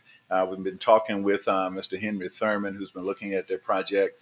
And so as of last week, my understanding is that it's very close to getting out for bid on that. So that is moving forward. And just kind of steal my thunder a little bit. Well, but Mr. Dawson, before we get too deep in facilities, yes. let's do a motion. Can I get a motion to approve action item 5A? Thank you. It's been moved by Mr. Rutledge, seconded by Mr. Matthews. All in favor say aye. Aye. Any nays? The ayes have it. Action item 5A is approved. Now, Mr. Dawson, let's go on to your facilities update. All right, and I will be addressing where we're going with the lab school. I mean, we give you this kind of chart that kind of shows you where we are. Let me give you just some brief updates. We know that the Bluff is system, that project is with DOTD. The new science complex that is in Seymour, as Ms. Simone said, that is moving forward. There was some complication that they had between the Seymour entity and as well as the designers, but there's a meeting that's going to be held the early part of September to kind of make sure that is moving forward.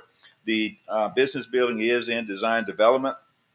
The nursing school is in programming. I mean, that is in programming now. So the nursing school here in Baton Rouge is in programming, and we meeting with Dr. Brown. She's been very pleased as the process moving forward. So we're very happy about that. ADA renovations at Suno, that's one of the projects that had P2 funding. We have some cash, but we have P2 that's supposed to give additional funding. I had a meeting in New Orleans with them just Wednesday or whatever day, so days kind of come together. But the situation is we can't count on that P2 funding. So we come up with two philosophies or two scenarios. If by some miracle we get P2 funding, then we know what projects we're going to do. If not, we know what we're going to do with the cash that we have on hand. Data science and let's see, the New Health, physical education. I mean, that project is moving forward. We're meeting with the designer to move forward with to approve schematic design. I think that's going to happen sometime next week. At Sussex, the data science and analytical project, we had a meeting just recently on that. We approved the programming, and that project is moving forward. At Suno, there's an upcoming selection on the university cafeteria. That's going to a selection committee to get the architect on board. And the campus exterior lighting upgrade project, we just kind of kicked that off just this week, at Suno as well. Let's see, if we look at the mega shelter, that project is supposed to have a groundbreaking sometime around September. I've been speaking with FPNC on that. That's about a $20-25 million project. And it's very, there's a lot of work being done with GOSEF. So it's FEMA, it's money coming down from FEMA with GOSEF. So we're still working with that particular project. The new student union. Can we bring the slide down now? We just had a meeting yesterday with the new student union. We forgot us through schematic design.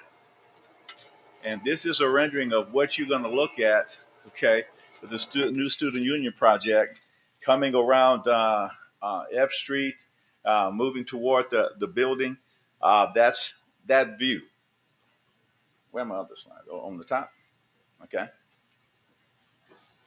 That's the one. Right here? Yeah. Okay. Okay, that's the if you look at this particular view of the student union, that's a view. That's a view from F Street and E Street.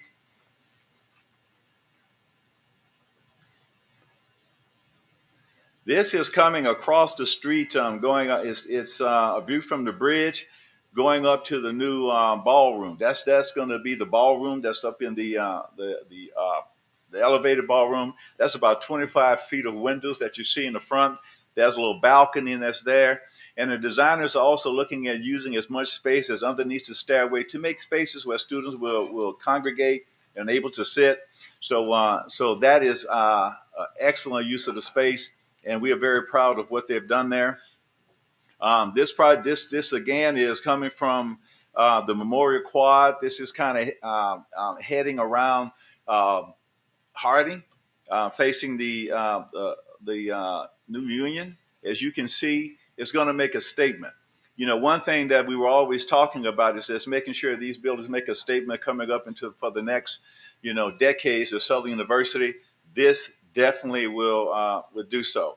So as I said, we had that meeting yesterday. It was a very successful meeting.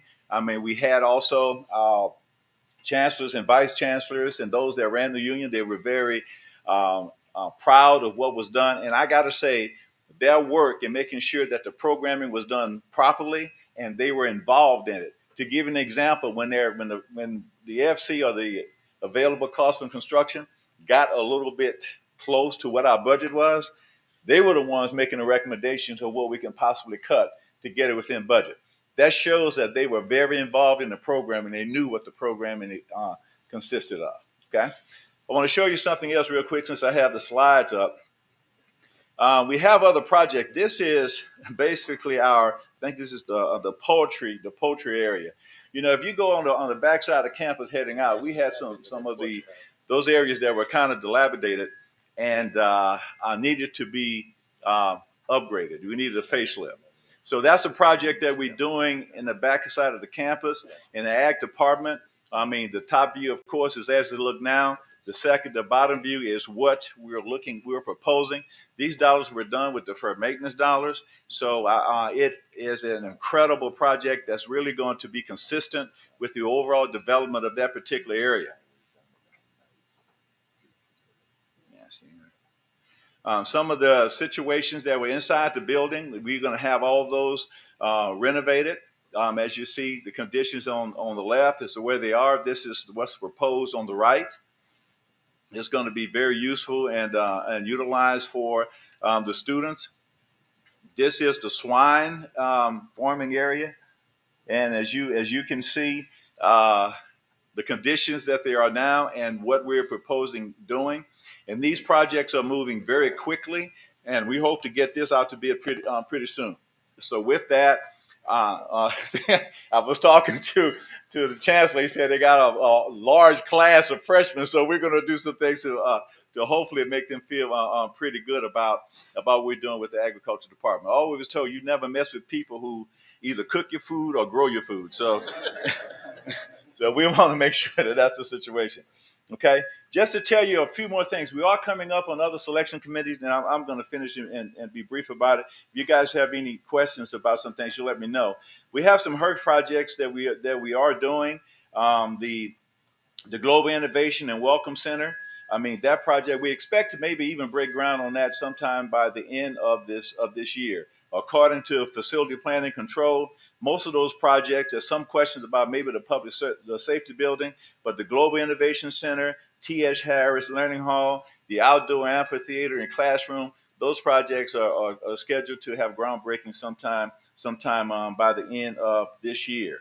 The Honors Dorm, we're going to be meeting with the designer with the Honors Dorms on Monday for them to present their schematic design. And as most of you know, those projects are funded by HBCU funding, and we will be able to send our progress to the Department of Education and to our HBCU lenders, showing how far we're moving with these projects, and to be happy on. And I'm sure they'll be very pleased with that. One thing I'm going to say before I sit down is deferred maintenance. I have heard from all my chancellors about my condition with HVAC issues they've been having on their campuses. I've committed for the next round of funding for deferred maintenance that's going to be our focus. Our focus will be dealing with HVAC concerns on the campuses. I've talked to Dr. Ganner. We've been talking about what we need to do at Sussler, and Dr. Ammons, I've been talking to him about what we need to do at Suno, and I'm still talking to our Dr. McMeans about what we need to do just with A.O. Williams, which we have a lot of things that we need to get that done. And we have a project that we're going to be doing at the Law Center because of some of their HVAC issues. So that is going to be the focus. But I want to caution everyone, FP&C is not an emergency type facility. So if there's an emergency that you need something now, that's not who you call, okay? I mean, if there's a project that goes over $500,000 or even get close to $500,000, they send it to selection. They don't have selection committees every month. It's usually every other month. So what I want to manage the expectation. When there is something that is happening, FP&C has a process they go through, and it takes a little bit of time. But we are working through it. Hopefully in the next few meetings, I will be coming up with some type of maybe asset management plan so that we have a detailed plan of all the assets that we need to manage over a period of time, so that there is a list, there's a schedule, as we move forward. So I have some discussions on that. So with that, I'll stop. Mr. Chairman. Thank you, Mr. Matthews. Yeah, just one last thing. And you and I have discussed this before, and I'm only bringing this up because we have certain legislative guests here and just want to discuss this. But originally when I got here, it was my understanding from a engineering and planning standpoint, that process of finding the right person to engineer a project and all that, we have to go to FP&C to do those things. For the selection. For the selection, as opposed to having our own process and policies in place so we can select them and move the projects forward, because we understand that we have to have them shovel ready to even try to get these capital outlay projects. So trying to find a way to fast track that, because you and the Southern team would know far better who's probably the best person to select for a job, right? Than maybe FP&C that's looking at the entire state. Okay. Is there a way we can look at potential legislation, maybe a pilot program, just to allow Southern University maybe to be able to do that, to fast track? And I say this because in the port world, we don't have to go to FP&C. We go ahead and we move forward. We got a project we need to get done. We need engineering, and we can move forward that way. So that way we don't have delays in some of these projects. So I would ask that we maybe look into what we could do, or there's a change in legislation possibly. And I'm kind of looking for our public affairs team to help me with this, and government affairs team. But from a legislative standpoint, I think that's something we should look at. Yes. In fact, last year, maybe a year and a half ago, I did have a detailed conversation with Representative Ken Brass about it. And I know there's some discussions about some things that could be done. But let me just say something that we can help ourselves. One thing that we have to do, we have to improve on our ability to do assessments, assess our issues and conditions on campus. Because if we're reacting to it and then submit something to FP&C without a detailed technical or engineering assessment, when we submit it to them and they do what we ask, that's what they're going to exactly say, well, we've done what you asked us to do.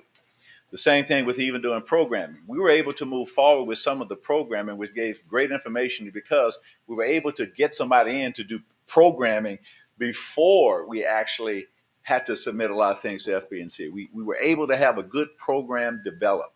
We got to be able to have funding to get those things done. Because again, what happened in the union when that program was done with input from people on the campus, input from the users, when they needed to cut something, it was easily done. You don't have someone outside of understanding to make that happen. So because FPNC is responsible for program development, not developing the program or program completion. So what they're going to do is look at what we say we want. They're going to hire the architect. The architect said, okay, this is what they say that we want. And for as we're concerned, it's complete. We have to make sure that we put that initial effort in to have a deeper understanding of what we need. But sir, your point is well taken. We only have one vote on selection committee. Let me just say that. Okay. Any other questions for Mr. Dawson? Thank you, Mr. Dawson. I would like to say that a lot of times we hear a lot of presentations, and I think one of the best presentations I hear is when someone has looked at what the state is looking for and tried to anticipate that well in advance so that their priorities can get taken care of. So I appreciate you doing it this way. Yes, sir. Thank you. I think it was a very good presentation. Thank you, sir. Any other business for facilities? Motion to adjourn, seconded. We are adjourned. Thank you. Thank you, Mr. Chairman. At this time, I'm going to call on the Chair of Finance Committee, Dr. Orlando Williams. Take charge of the committee, Dr. Williams. Thank you, Chairman Lawson. I would like to call this meeting to order. Roll call, please. Dr. Orlando Williams. Present. Mrs. Ann Smith. Present. Mr. Sam Gilliam. Present. Mrs. Christy Reeves. Attorney Des Moines Rutledge. Here. Dr. Leon Tarver. Here. Mr. Myron K. Lawson. Present. We have a quorum. Thank you. I'll entertain a motion to adopt the agenda. Moved by Ms. Reeves, second by Mr. Gilliam and Ms. Ann. All in favor? Motion passes. I have no public comments. Item 5, action item. Request approval of fiscal year 2023 to 2024 operating budgets. Mr. Gilliam. Madam Chair, since we've had a rather extensive discussion and budget defense yesterday, I would like to move that we would approve action items A through 14. There's a motion to move action item A, 1 through 14 in global by Mr. Gilliam. Is there a second? Second by Ms. Ann. All those in favor? Aye. Any opposed? Motion passes. Item 6, there is no other business to come before this committee. I move for adjournment. Mr. Gilliam, second by Ms. Smith. All those in favor, please stand adjourned. Okay, setting a little tone there. All right. Happy birthday. I have only one thing to warn you about. As you set that tone, you're being followed by a Baptist preacher in the next meeting. He knows how to set a tone, too. I'm going to ask the chair of the governance committee, the Reverend Dr. Samuel Tolbert, take charge of his committee. Thank you, Mr. Chairman. This time I call the Governance Committee to order. Mr. President, roll call, please. Reverend Dr. Samuel Tolbert. Present. Dr. Randy Whitfield. Present. Mrs. Christy Reeves. Here. Attorney Edwin Shorty. Present. Dr. Leon Tarver II. Here. Mr. Jaron Young. Here. Mr. Myron K. Lawson. Present. You have a quorum. Thank you, sir. The chair will now entertain a motion for the adoption of the agenda. Second. Been moved and second. Any questions? If not, all in favor vote by saying aye. Aye. Any opposed? The ayes have it. The agenda is adopted. Any comments from the public at this time? If not, we will move to action item 5. 5A, request approval of power-based violence sexual misconduct policy, policy number 6-001 SUS. Mr. President. General Counsel. Our system director for compliance, Mr. Jeremiah Sams, has updated this policy. I believe a red line was provided to the committee previously, but it streamlines it, makes it more concise, and it also, as it relates to power-based violence, it directs power-based violence uh, allegations where it involves an employee to go through HR instead of through the Title IX office, which is in line with Regents and best practices. And then, if I can, Part B also is related, and it just takes the grievance process out of the original policy and makes it a separate document for ease. And we do anticipate the feds coming out with additional guidance in October. So this policy will be before the board again, hopefully in the near future for additional compliance as it relates to any changes that are promulgated. Thank you very much. We've had both items 5A and B explained, but we're voting on item A first. So is there any further discussion? If not, all in favor, vote by saying aye. And opposed, the ayes have it. Item 5A is adopted. We now move to action item 5B, Title IX, Farmer Grievance Procedure Policy, number 6-002, SUS. Our attorney has already explained it. So at this time, I entertain a motion. Been moved by Dr. Tarver, second by Mrs. Reeves. Is there any discussion or questions? If not, all in favor, vote by saying aye. Any opposed? The ayes have it. The item is adopted. Any other business to come before the committee? If not, the chair will entertain a motion for adjournment. It's been moved and second for adjournment. All in favor, vote by saying aye. Aye. The ayes have it. Mr. Chairman, our governance committee. Talking about grievances. Yeah. Our grieving governance committee is now adjourned. I tell you what, if that was a grievance committee, we need to have more like that. Thank you, Reverend Dr. Tolbert. At this time, we're going to go straight to the Personnel Affairs Committee, chaired by Mr. Sam Gilliam. Thank you, Mr. Chairman.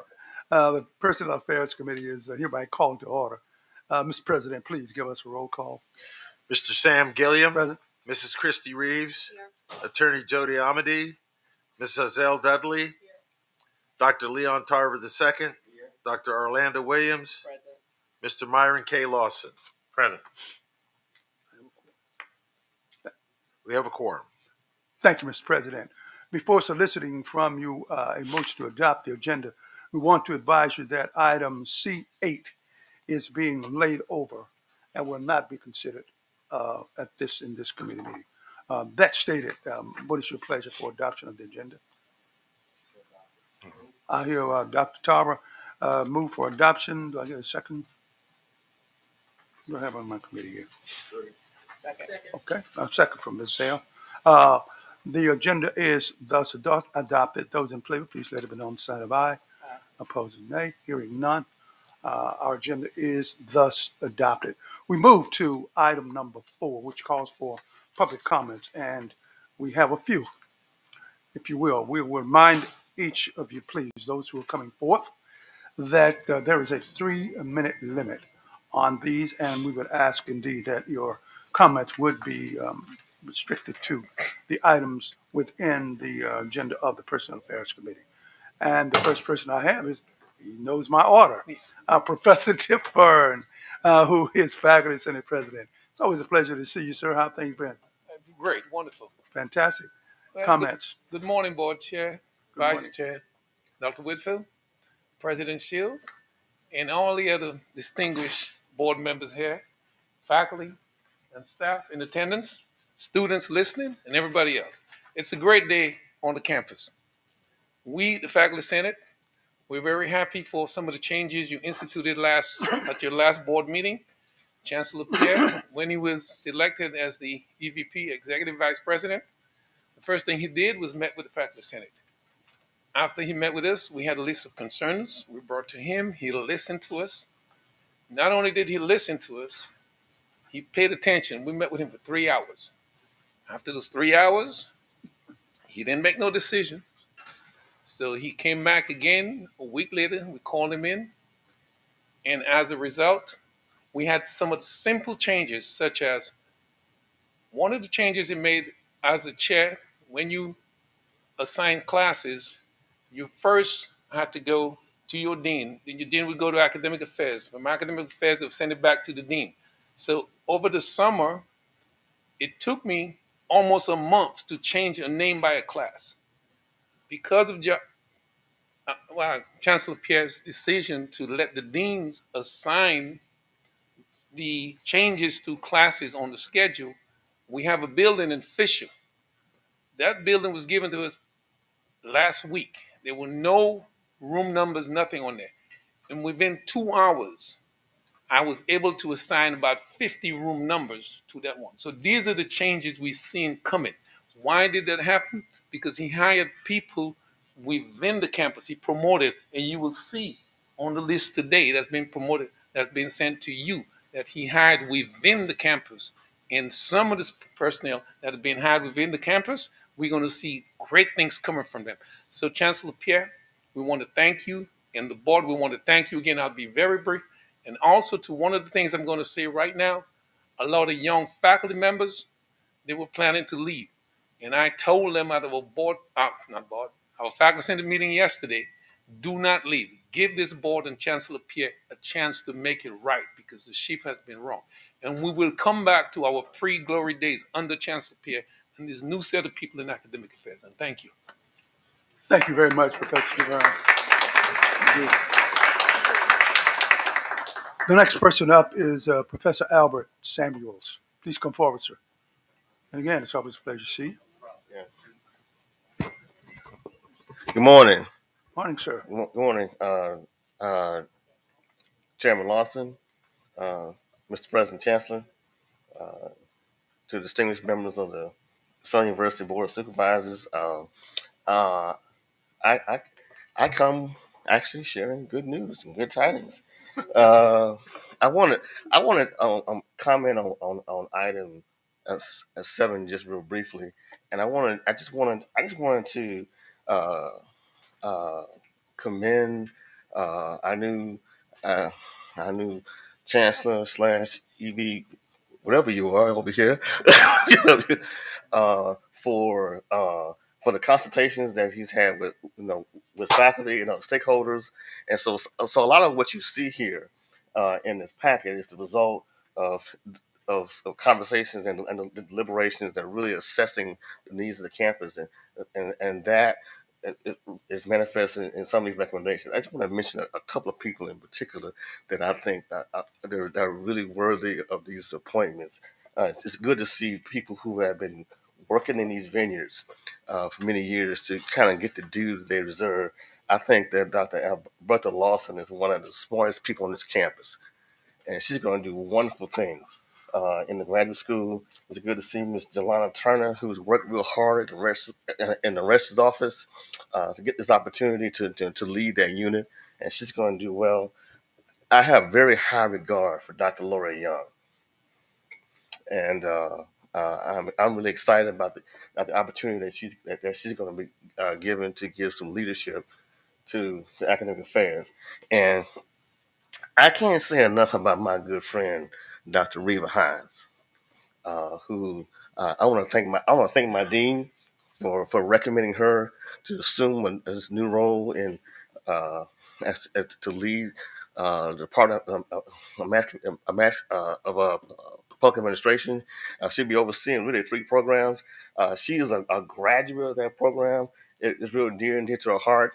I think she's going to bring a lot of great leadership in that program.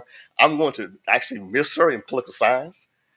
We kind of came in together, but I know she's going to do really wonderful things in there, and it's good to see good people rewarded. I'm just really excited about the direction.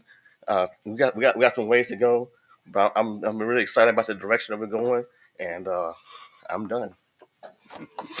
Thank you very much, Professor Sam. The next individual up is Professor Stephanie Britton. Am I calling it correctly? Yes. Okay. Professor, pleasure to have you with us. Good morning, Chairman, Board, Mr. Shields, Southern University community. I'm Stephanie Britton, a graduate from Southern University's College of Engineering, 1997, with a degree in electrical engineering. I'm also the Microsoft executive sponsor, not for Southern University, but for the University of Maryland Eastern Shore.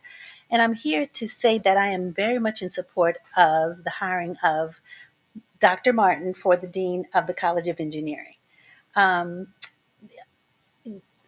I'm excited about just the direction of the college. Some of us from the College of Engineering have gotten together and put together a Southern University Engineering Alumni Scholars Program because we want to help Southern University to graduate more engineers in electrical or in engineering, electrical because I love electrical, but engineering. And in my role as an engineer at Microsoft, I work closely with the president of Microsoft because there's a workforce gap in cybersecurity. We have almost 800,000 cyber jobs in the United States that are unfilled, and 3.5 million cyber jobs in the world that are currently unfilled. Which is really a problem, right? We need to make sure that our critical infrastructure is secure, right?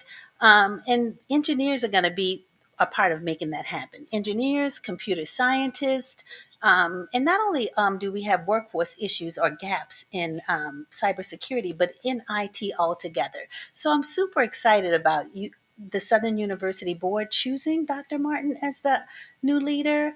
I support Southern University, and I think that Microsoft, as a partner of Southern University, is in support of this hiring as well. Thank you. Thank you, Professor. Over. So if someone's speaking to that item on the agenda, it's not on the agenda anymore. It was laid over. Okay. Please be advised, I think we have 3 or 4 more individuals. And indeed, if that was the essence of your comment, well, you can make that consideration. We could still allow them the opportunity to comment, but please be advised of the fact that that item is not on the agenda. Okay? Good morning, everyone. I believe my name is Corey Harris. A lot of you may know me. I'm a special agent with the FBI in New Orleans. But I'm going to take that hat off today because I'm not speaking as a special agent. So, again, I graduated in 1987 in electrical engineering. I am part of the Southern University Engineering Alumni Society. I'm one of the core members. I'm responsible for, I'm the lead for the advocacy and mentorship program. We're bringing in, we have 11 students that have reported to Southern University that were selected. These are high performing students. As an advocate, I want to ensure that these students get through the system here at Southern University. So any type of adversity or advice that they need, we have a team of individuals that have been assigned to be sponsors or to be advisors. Our mentorship program, we have individuals that are out working in corporate America that we're partnering them up with so that they could get advice and guidance on their career path that they choose. Again, you know, we went through the entire process of hiring a dean. We need to make sure that we get someone that is forward thinking, someone that's going to make sure that our engineering program is aligned with what the industry is looking for. Thank you. Agent Harris, thank you very much for coming forward. Let's see, the next, I possibly have these out of order, so I have no problem. Just announce who you are now. Yes, sir. Yes, sir. To the board and everyone. So I'm Corey Taylor. I'm a 1994 graduate of electrical engineering. I'm also an engineering manager in the industry now. Matter of fact, we're one of the companies that one of the other gentlemen mentioned before, BASF. So we're always looking for good people there. But we've been working part of this, our SEAS organization, the Alumni Association, to bring in some really good students. As Corey Harris mentioned, we're bringing in 11 this fall. These are really good students.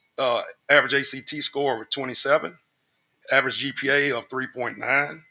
And we really had to really work hard to flip some of these students from other HBCUs that they were going to. Right, they were going to some of our friendly competitors, and we were able to flip those students to come here to Southern University. Right, so we're really working with them to come in and be successful. Also, I have a vested interest. My son is actually starting his junior year in electrical engineering here. He's done 2 internships, so he's had a good experience. But it's very important that the dean we bring in comes in and actually makes an impact, so we can really compete. Right, I see that every day at work. I talk to HR managers about what we need to do to bring in more students to our company to work, and they really want to see really good output from Southern University, right? And I think so. It's some things we could do to really help that. So thanks for your time. Thank you, Professor Taylor. The next person, let's see. Somebody has dropped out, I believe. So who is speaking to us, sir? Okay. Howard White. Okay, Mr. White. It's a pleasure to have you before us. Great. Good morning, everyone. Chairman Lawson, President Shields, and board. You know, as I reflect back to engineering, I think back to my days here as an engineer, mechanical engineering grad, as a board member. What engineering taught me, the deans and the professors that cared, the alumni that cared, the alumni that mentored us. A little over a year ago, well, about 2 years ago now, Mr. Lee Hampton ran into him at an event in Houston, alumni event. He said, "Hey, Howard, we need help." Since that time, when I look back, I had about 10 to 15 unbillable hours every week that I'm trying to help this department. I ask myself, why? And then I look at students, projects like you hear about, going to compete to build cars, conversations with NASCAR, the energy they have. That's my why. But the challenge I have is when we sit down and we spend time putting together a leadership roundtable, we have over 60 stakeholders, a third of those corporations saying your output is not good enough. The direction has to change, and it has to change soon because we have to make a business decision where we invest our time and resources. Southern is falling off that list. And so we have to make a change. If no change is made, then that is telling our stakeholders that we are choosing not to move in the direction that they want. You know, there was a process that we went through. We had a chance to have lunch with the 3 finalists that decided to come to campus. All were great candidates. As SEAS members, we actively said, hey, we're going to stay out of the process. You know, as engineers, we are taught if there's a process, let the process work. And then make a decision and move forward. You know, the candidate that was chosen, when I sat down with him and I heard his heart, I heard a Dean Burrell, who was my dean. I heard a George Sims, who recruited me, because I asked him the question, why would you come here with your credentials? He said, I was charged by one of my mentors that I have to do for somebody else what he did for me. So I challenge us as we move forward, and I say us because we're still there. Please, please make a decision and let's move forward so we can grow engineering back to where it used to be as the #1 producer of Black engineers. Thank you so very much, Professor White. The next individual I have, is this Mr. Professor Hampton? Not Professor, I am Lee Hampton, though. Okay. Good morning, all. My name is Lee Hampton. I am the chairman of the Southern University Engineering Alumni Society, also known as SEES. Matthew 7:16, you shall know them by their fruit. And so what you heard today was fruit of SEES. You heard volunteers and you heard them talk about what they have already achieved, not what they're planning. I'd love to take the opportunity at some point in the future to tell you about what we're planning for the future. It will blow your mind. And it could also serve as a model for other colleges to move their colleges forward as well.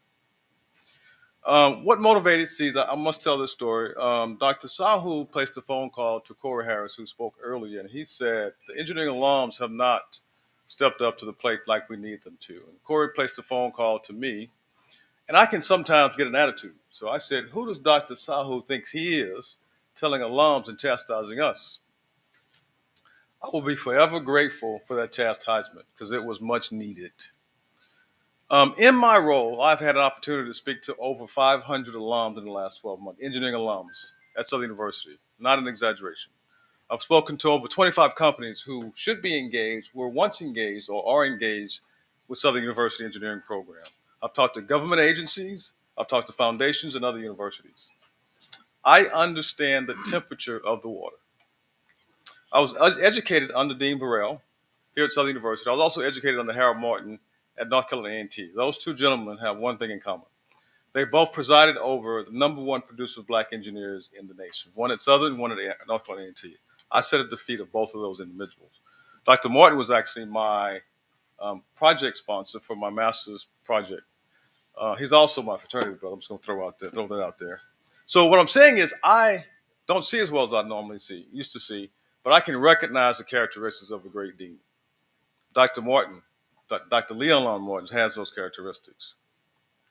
I also had the privilege of being the co-chair of the search committee along with Dr. Brown. We are lucky to have Dr. Brown. The process was transparent, it was tight, and there was no interference from anyone, not Dr. Sahu, not President Shields. I do not operate that way. I'm only 150 pounds, but I can transform into the Hulk. So I can assure you there was no interference. Let me talk about alignment real quickly. So alignment to me means this. Out of the search committee, which was predominantly staff and faculty, 12 of the 15 members, the #1 candidate coming out of the search committee was Dr. Martin. We had over 100 alums participate in Q&A. We did a survey. The #1 candidate coming out of that was Dr. Martin. Dr. Sahu did an independent assessment after interviewing all candidates. The #1 candidate coming out of that was Dr. Martin. That's what I call alignment. I ask that you respect alignment. Please go ahead, sir. Thank you. The last thing I want to say is I'm meeting at 2 o'clock with Dr. Calvin Hart. He is the VP of Nucor Energy. I've been fielding calls every week from a number of companies trying to figure out how long is this process going to take. It is taking us a while. They're getting concerned. There's an urgency to this. We have established relationships with companies, foundations. They're watching to see what we do. So I tell you, the world is watching. And I'm going to leave you with one thing from Spike Lee. Do the right thing. Thank you so very much, Mr. Hampton. I have one other card here, but I don't see another person approaching the podium. She had to go back and work with the students. It's Janet Miles. Very admirable. Okay, thank you very much.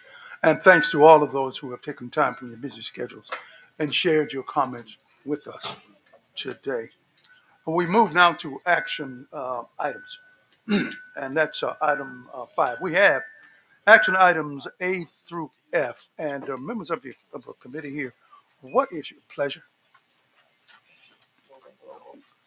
I have a motion from Dr. Williams that we would accept these items in global. Do I have a second? A second from Dr. Tara. Action items A through F have thus been moved and second. Those in favor, please let it be known by sign of aye.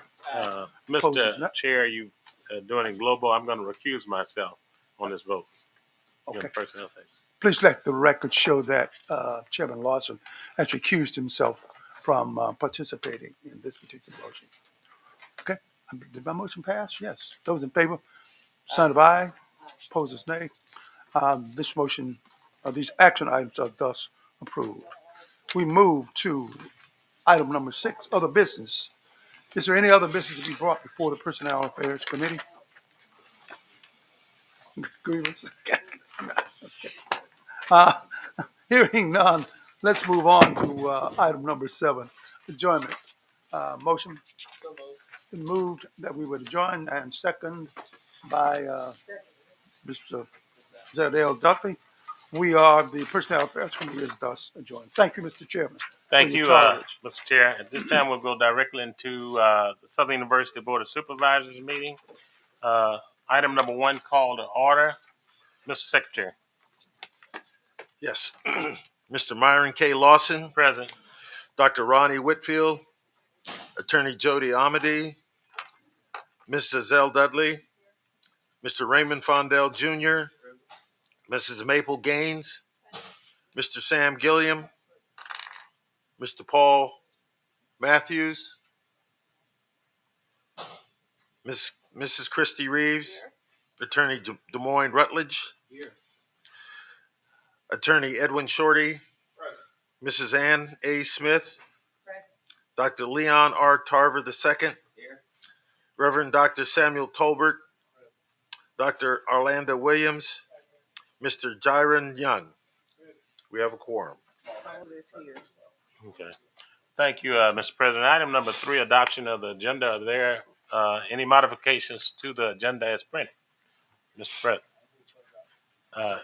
Seeing no one approach the agenda, I see that it's been moved by Reverend Talbot, properly second by Mr. Matthews. Discussion? Hearing none, all in favor, aye. Opposed, that motion carries. Item number 4, any public comments pertinent to the agenda as adopted? Seeing no one approach the agenda, we'll go to item number 5, action items. A, approval of the minutes for the July 21st, 2023.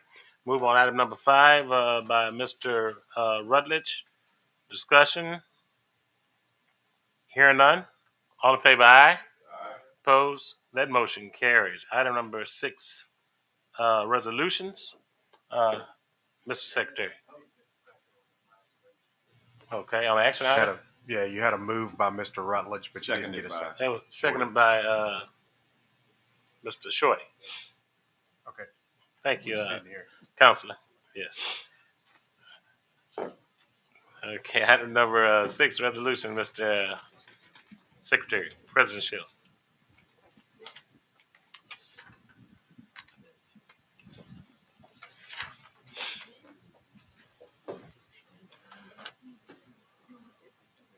August 23rd, resolutions. Judge Tammy Seward family. You moved on item 5, didn't you? No, I just moved on item 5A, approval of the minutes, not B, C, and D. Okay, I thought you were moving on 5. We'll go back let's go back and recant that motion. No, sir. No, sir. Counselor. That's trying to confuse me. Yes. B through E. Okay. Mr. Chairman, I'd like to be recognized. I'd like to offer. Why don't you want to withdraw your motion and state the intent of your motion? So we'll go back. If he moves for 5A, B, and C, I'd like to offer a substitute motion. Okay, you have a motion for 5A, B, and C. Did I get a second on that motion? On 5A, B, and C? Okay, properly seconded by Dr. Tarver. Now I have a motion to substitute to the motion. No, I think Reverend Talbot's motion was for action items 5A, B, and C. B through E. B through E. Yeah, because you have done A already. We've already done A. Okay. Okay, so your motion's B through E. Yes. And it's properly seconded by Dr. Tarver.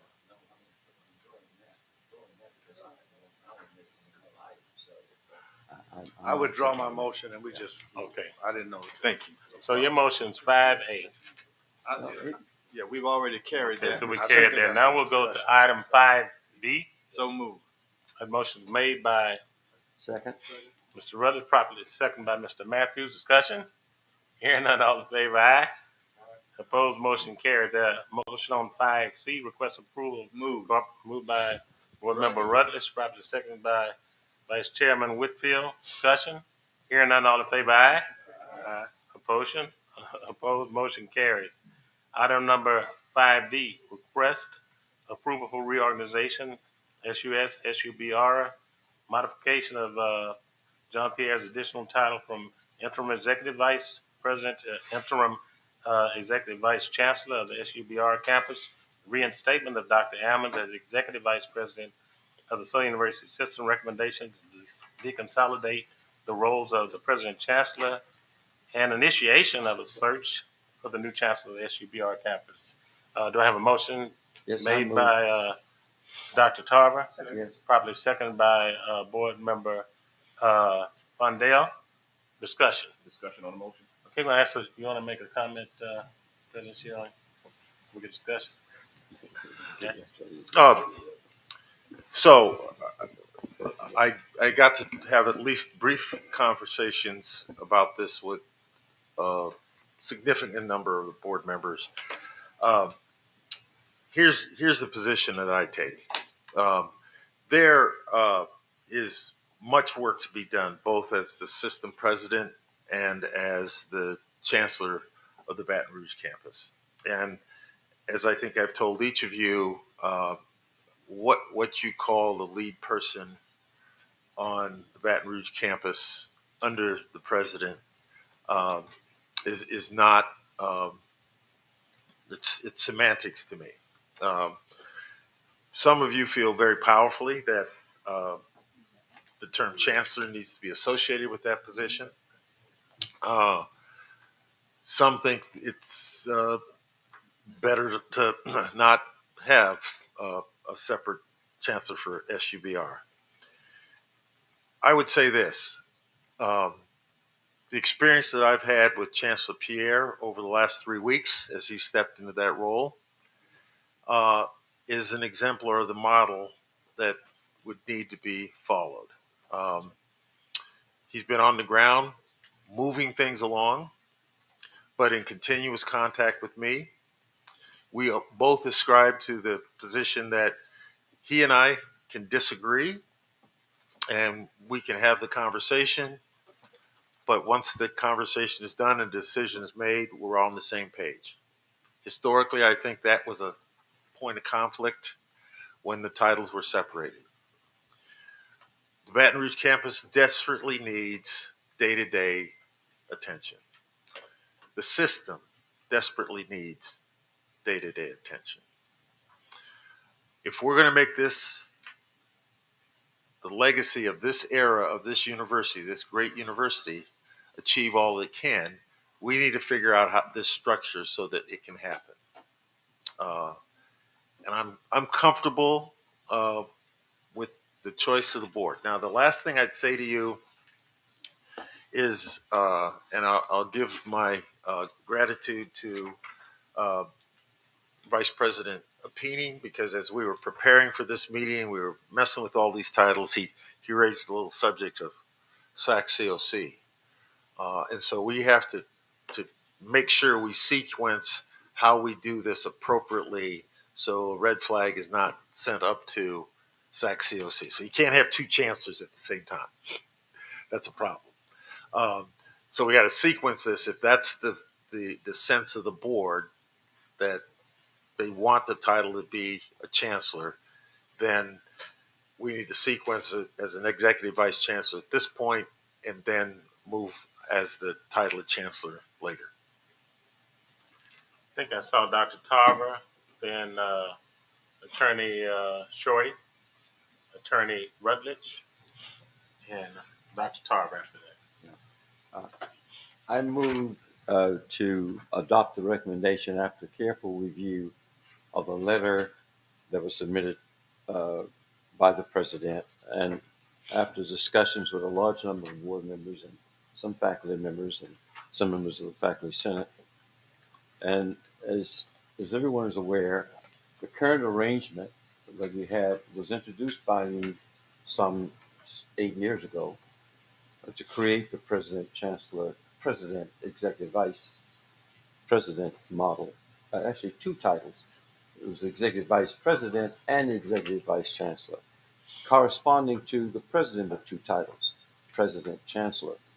And we've had some 8 years to look at that model through many different changes in this board and this university.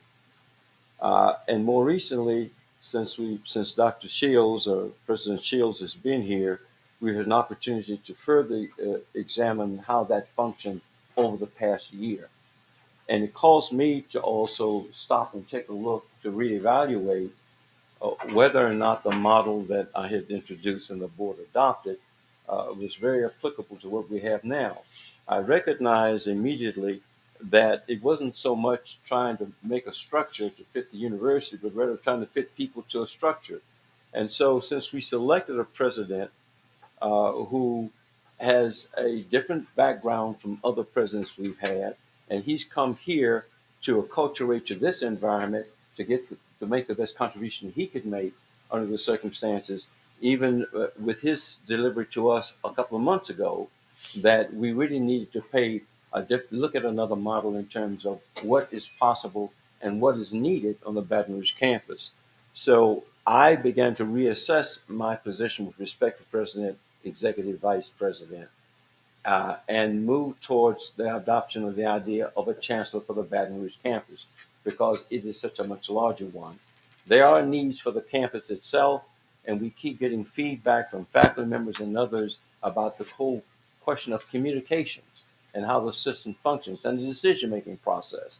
And so I recognize that the difference between the two positions was these. The president, the executive vice president, and the executive vice chancellor as one, was reporting directly to the president. And that, in a way, sort of curved around the board. The board was continuously trying to adapt to how that decision process was working. And so far, at this moment, it didn't appear that it was working to the convenience of the campus. And it also placed an unusual burden on the president.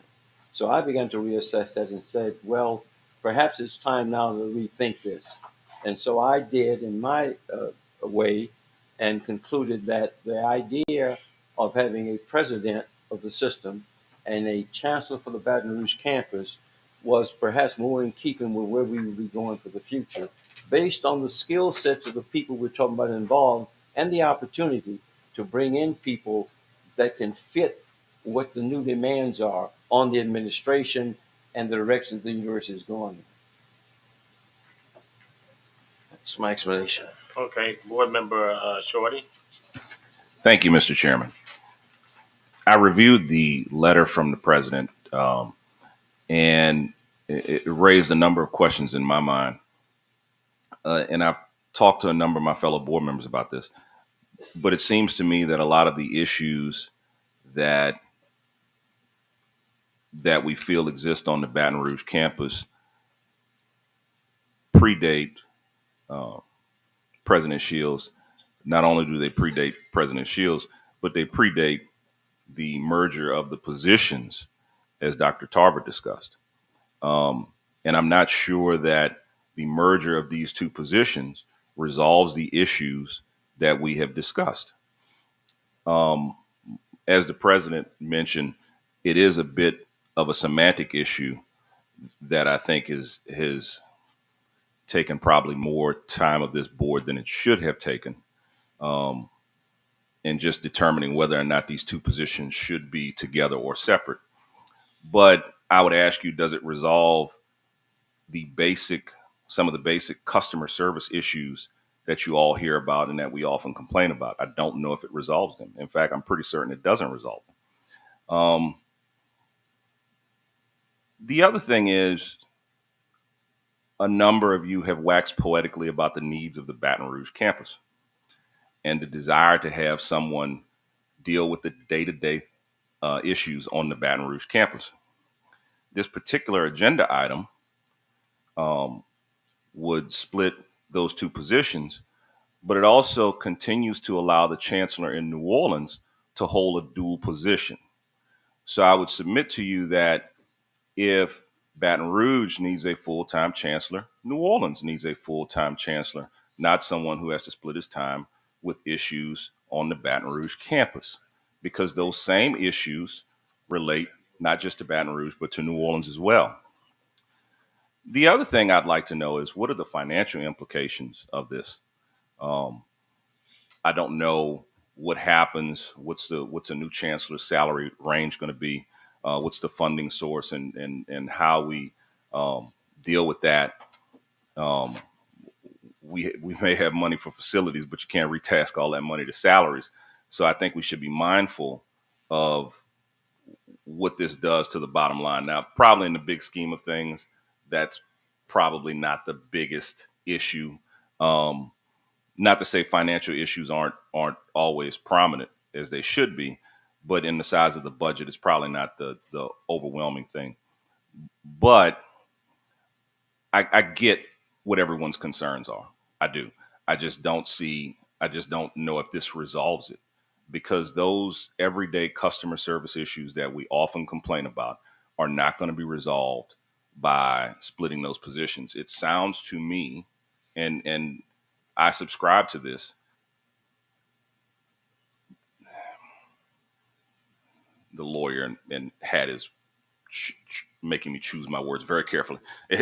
It sounds to me like we wanted to make sure that we had the right personnel and infrastructure around the president to make sure that the Baton Rouge campus runs much more smoothly than it does. And now a fire seems to have been lit where we are working towards having a better infrastructure to support those needs and concerns. And again, my issue is I don't know if the day-to-day things that we all hear about are resolved because of this issue. Thank you. Okay, next I think I saw Attorney Rutledge. Then we're going to come around this way, starting with Ms. Ann Smith. So, Mr. Shorty touched upon some of the things that I'm greatly concerned about, and I think we're sort of getting the cart before the horse here with some of what we're being asked to do today. Frankly, I did not leave the last meeting thinking that we were going to be asked to do this at today's meeting until I got this Thursday morning that I discussed with the chairman, conveyed to him my concerns.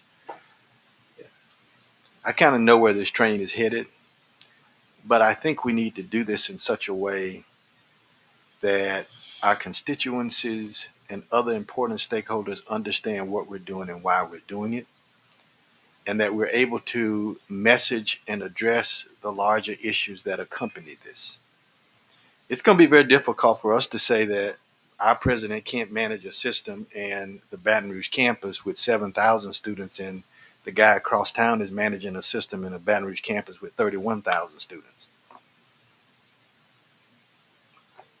I'm not smart enough to articulate that. Secondly, the person that we have in the job has a contract that says he is the president and chancellor. So it seems to me if we're going to separate this position, I would like to see what the changes in that contract are going to look like. And if his duties are going to be reduced, is his compensation going to be reduced? All right. And I think those are conditions precedent to just, there's no backup to this. Now, for those of us who sat in yesterday's budget hearing,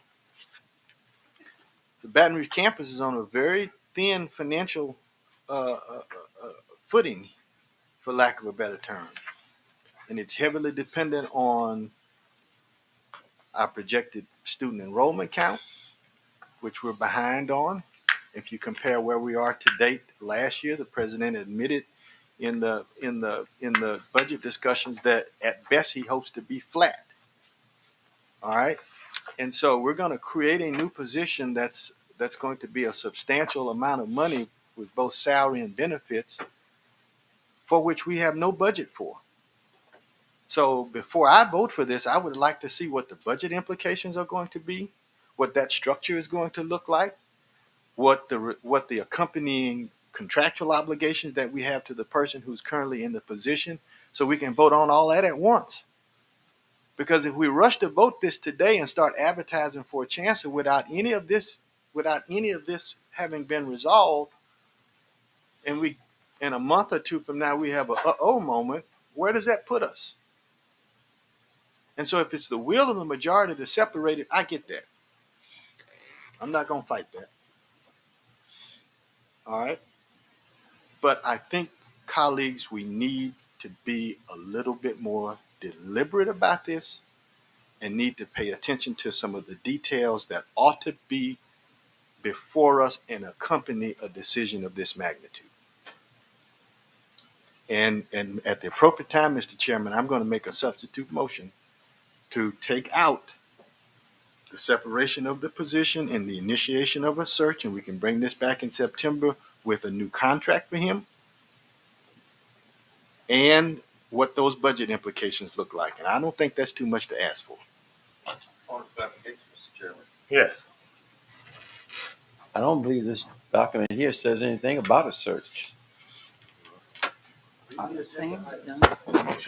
Search. It says initiation.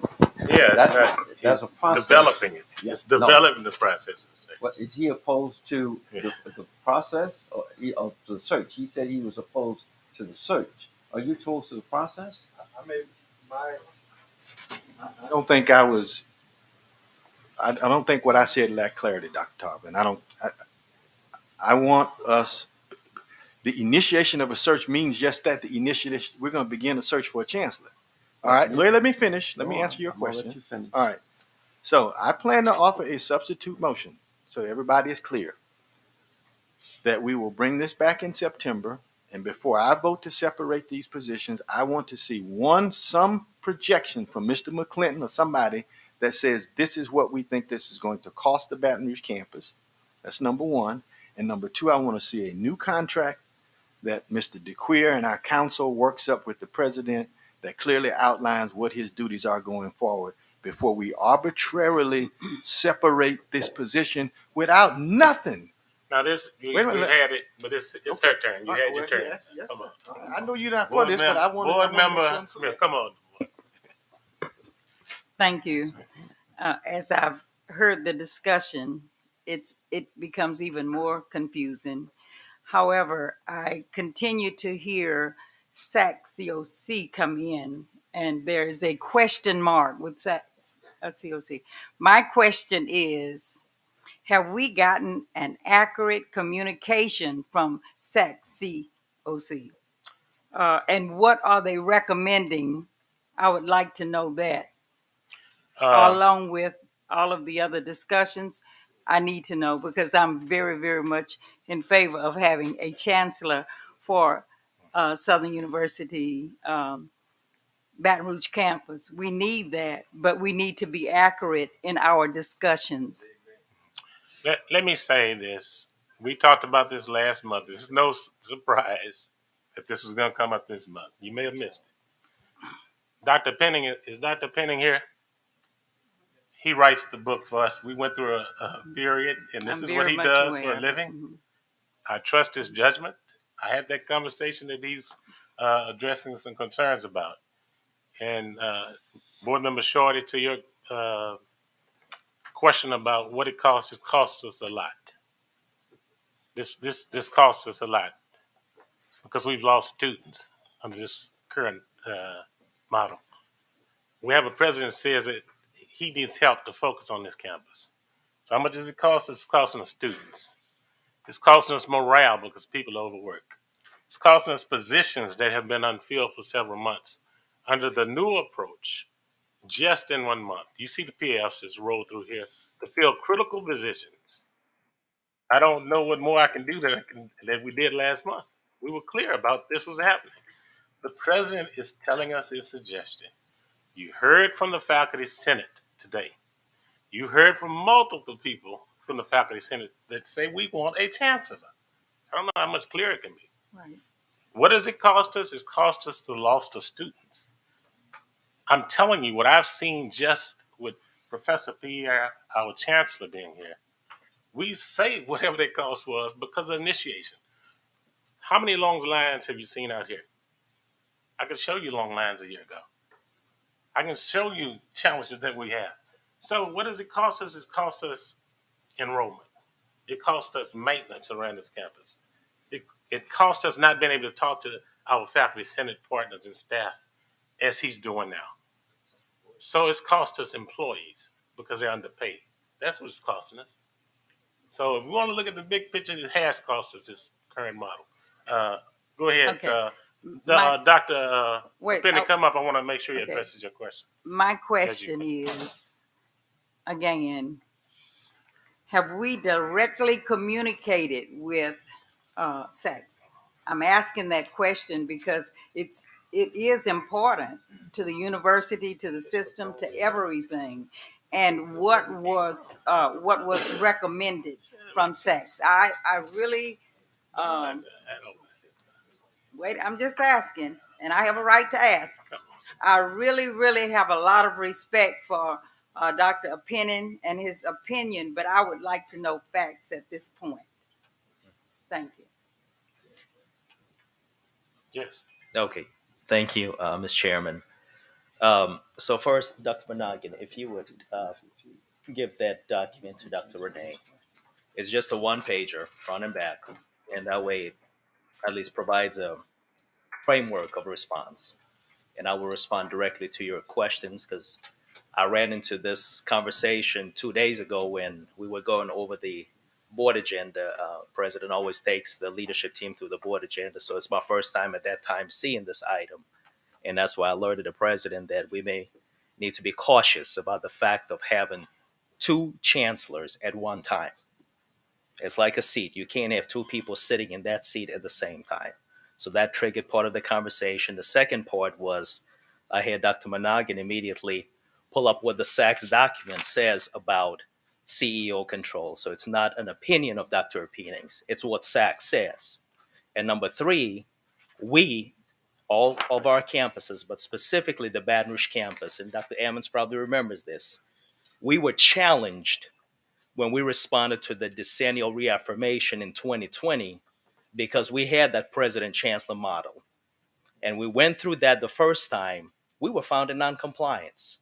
And we had to come back with a focus report to really delineate the separation of those two positions. That was a challenge for us. We made it, but that was a very, very hard lift to make. So I'll just go through very quick. It's not a long document. Uh,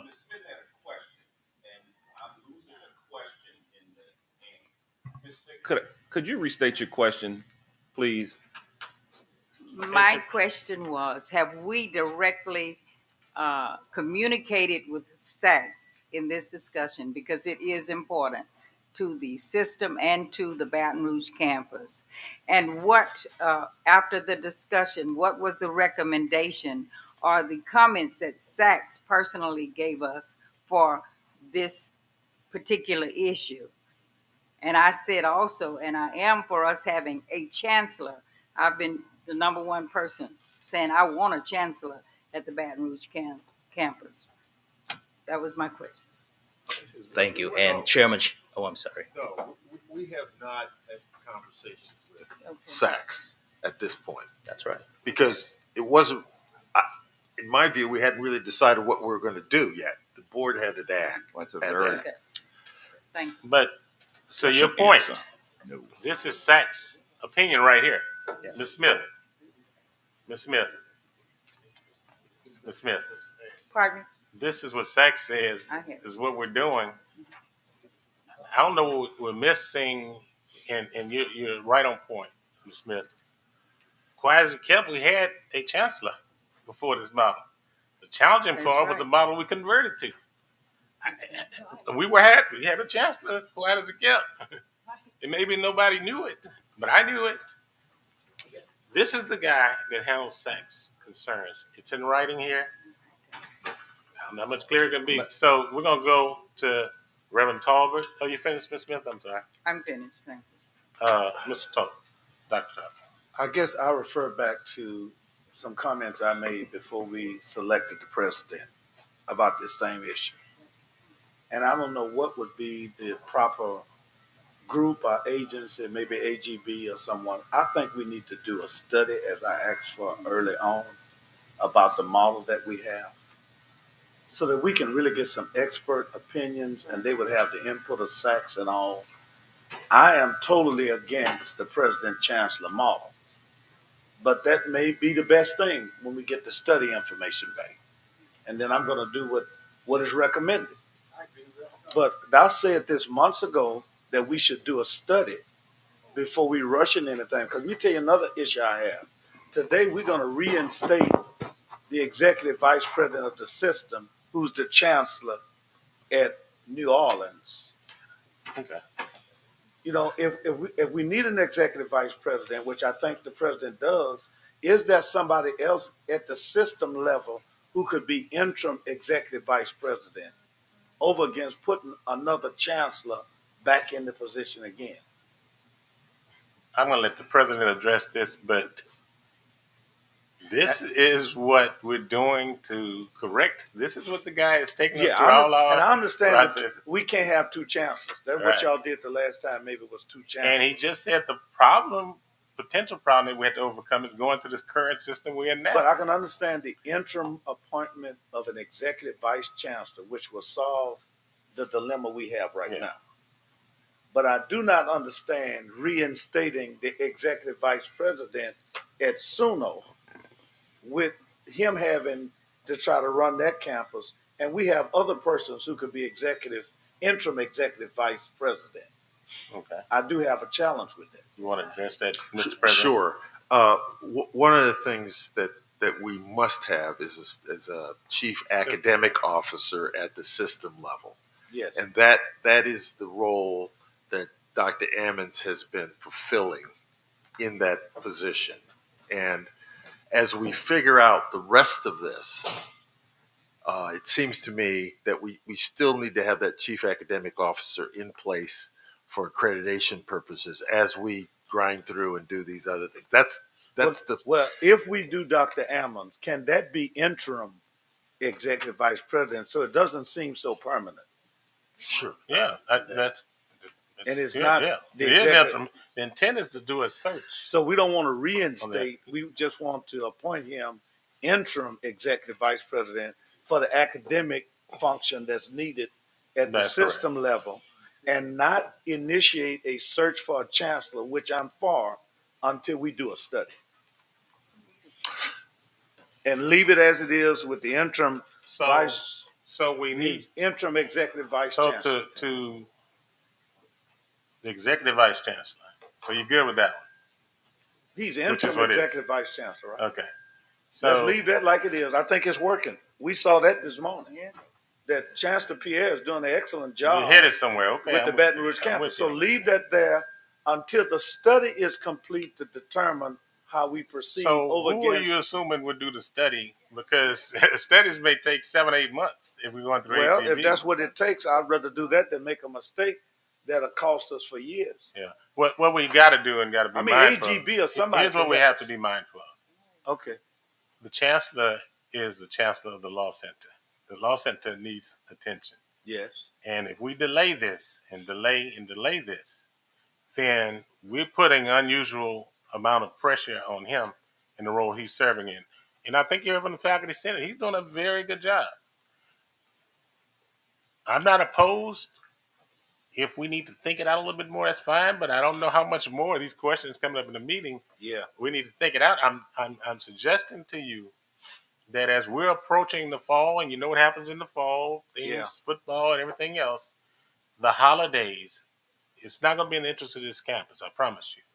We have an unusual amount of vacancies. I don't know if people are catching that. We went a year without someone appointed to deal with our online education.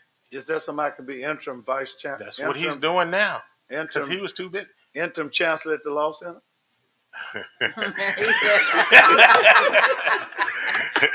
He just quit SUBL. He said you need an interim chancellor in Baton Rouge. That's been the case. Anyway, we're going to come back around. I know there's a lot of discussion. Board member Dr. Orlando Williams. But I need to finish. I think Dr. Pierre objects to my last recommendation. Yes. I want to hear him. All right. So here's Don't my go too far, Dr. Penny. Here's my perspective. I think you may be right in the sense of if the concern of the board, I'm just taking this from a global perspective, is okay, now we've got a person at SUNO, as I heard my alum, Attorney Shorty, say, wait a minute, what's good for the goose is good for the gander. I think I'm hearing him, right? So maybe it is appropriate, say interim executive vice president. And if until all of this is, because this requires a lot of thought, Yes. a lot of studying, and I'm going to defer to my alums who I think I have done a pretty decent job of teaching them how to think through things. Although Rutledge will tell you he never actually had a class with me. But I think this is a very important point. And it may be best to do it that way because this is such a critical time. And let me tell you why I think it's a critical time. We really have to start preparing for 2024 in terms of enrollment. We have been working to close a gap that we saw several weeks ago in terms of enrollment for 2023. And I think we can close that gap and put us on strong footing. But here's the real challenge. With the two recent or the decisions in the Harvard case and the University of North Carolina, HBCUs will be getting a number of applications from students who did not think about HBCUs before. And we have to be ready on so many levels for those students. And Mr. Shorty is right in the sense that simply having an executive vice chancellor will not change the dynamics about customer service. Simply. However, with the right processes, which I do believe it's not about me, the people who support me from the law center. Here's the key. I've had tremendous support from law center people who said we can improve these processes for the Baton Rouge campus. And if we can do that, we can get on the way. This is a process that we have to be very, very focused on. It's not about semantics. It's not about personalities. This is about the future of the Southern University system. And no matter what people say, I'm going to tell you right now, we are all going to have challenges throughout the system. And we have a very historic place in history. And so having that historic place in history requires us to give maybe an inordinate amount of time to think about this. And this is the time to do it. That's all I have to say. So what did we'll you go there. just We'll say? have to see Board Member Williams. You were next. Then we'll go to Board Member Dudley, and we'll go to Board Member Tolbert after that. Did I pass you by, Board Member Gilliam? Board Member Gilliam, did I pass you by? Okay. Board Member Williams. Yeah, I do have some concern, and I know I spoke with the president, and he's trying to do all that we've asked him to do, and I don't think that we've given enough time to put that in place. To what my colleague is saying over here, I think we are rushing. Although all of us want to see the chancellor here in the president chancellor system, which can work because it works for the LCTCS system. And you have the president of the system as well as the chancellor of the BRCC Community College on the same properties. So it can work if the split is done correctly. I have a problem with us having, and nothing against you, Dr. Ammons, but there are too many issues at Suno that we would do something like this, and then he's in New Orleans, going to be expected to come to Baton Rouge to handle issues here. Something is going to not go through, and that is those students and faculty at Southern University in New Orleans. I can't, with a good heart, as an alum of Suno, nor as a person that is vested at Suno, sit here and vote for something like that. Because, again, I don't take it against him or his expertise.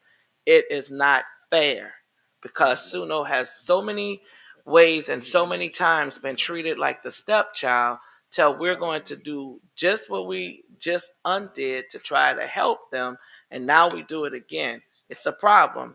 I have this just one question. When Dr. Ammons was here before in the position, he held vice president of the system. And then what was the other title that you held in Baton Rouge? Yes. Executive Vice Chancellor.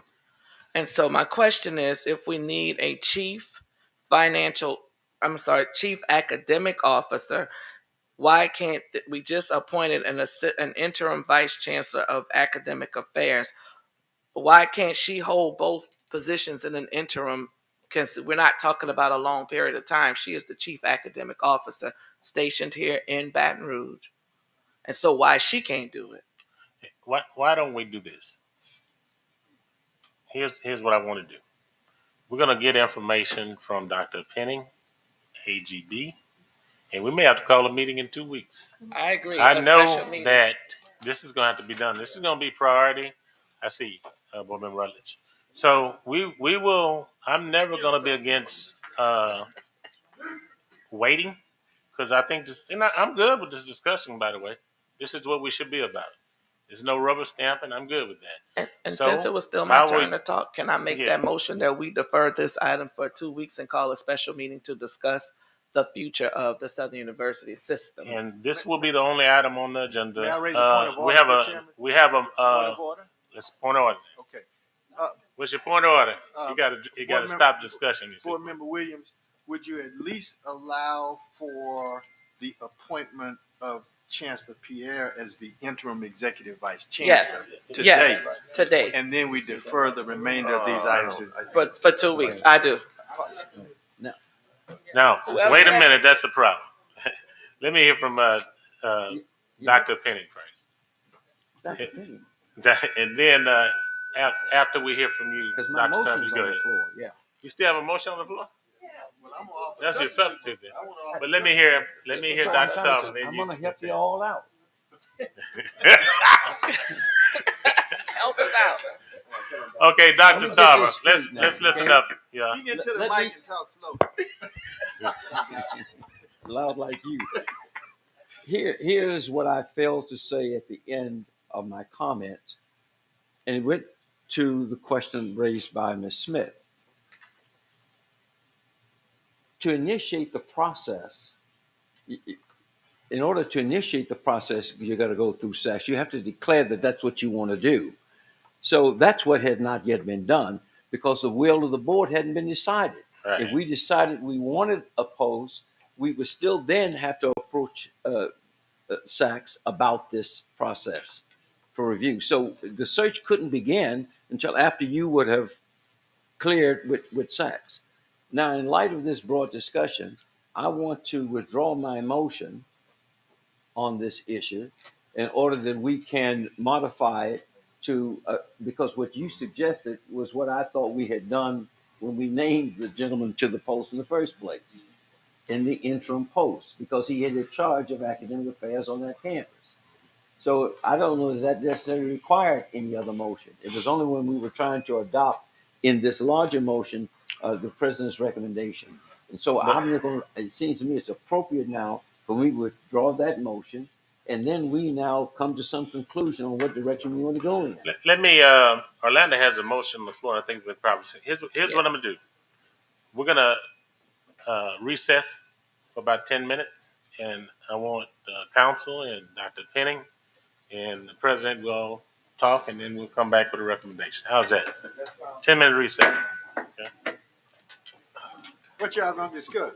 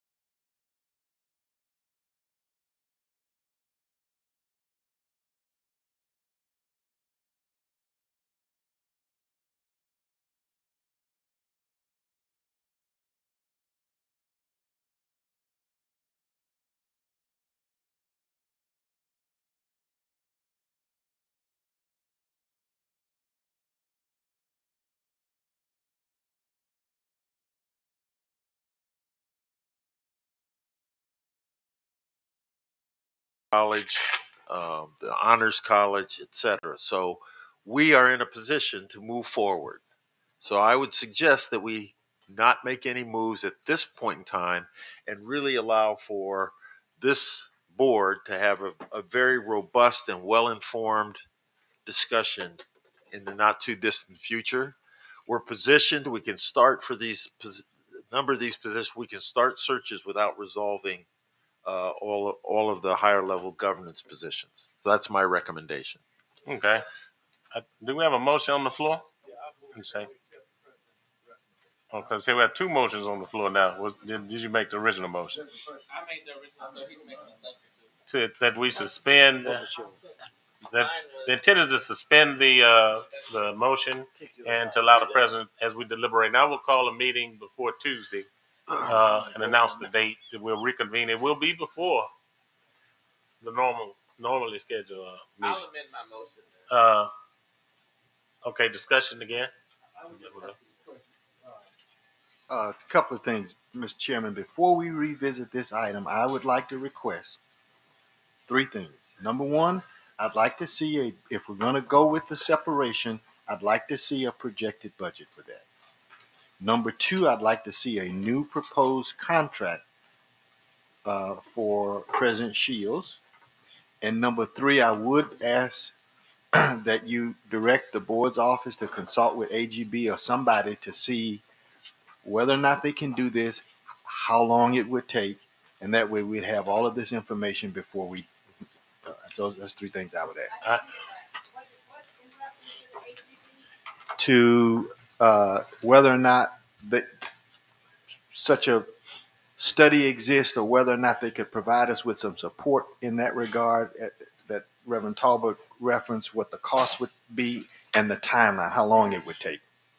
But you're not suggesting we hire them? No, I'm not saying that. I'm just this is not a consultant. motion. I'm with you on that. It's not a motion. It's just simply a request. Mr. Okay, Chairman. that's the spirit. And temporary motion been made. Properly second discussion. Hear none. All in favor? Aye. Aye. That's what I call moving as a board. Okay, so we'll announce a date, future time, and until then, it will be business as usual. May I say something, Mr. Chairman? Yes, sir. I want to thank you. You and I have had long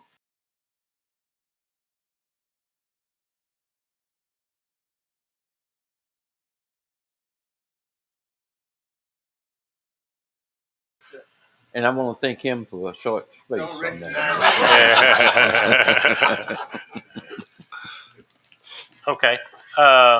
Item number 5E, annual evaluation.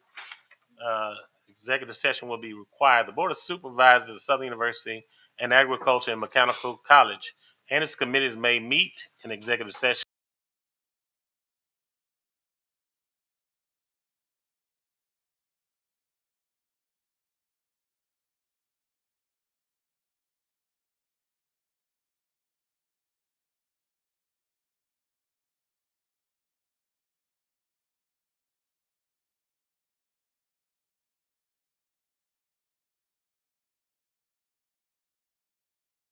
by Board Member Rutledge, properly set. Roll call. Excuse me. No, it's not. It's executive. It's all okay. Mr. Myron K. Lawson. Yes. Dr. Ronnie Whitfield. Yes. Attorney Jody Amity. Mrs. Azelle Dudley. Mr. Raymond Fodell Jr. Mrs. Maple Gaines. Here. Mr. Sam Gilliam. Mr. Paul Matthews. Yes. Mrs. Christy Reeves. Attorney Des Moines Rutledge. Attorney Edwin Shorty. Mrs. Ann A. Smith. Dr. Leon R. Tarver II. Reverend Dr. Samuel Tolbert. Dr. Orlando Williams. Mr. Jairon Young. Okay. We have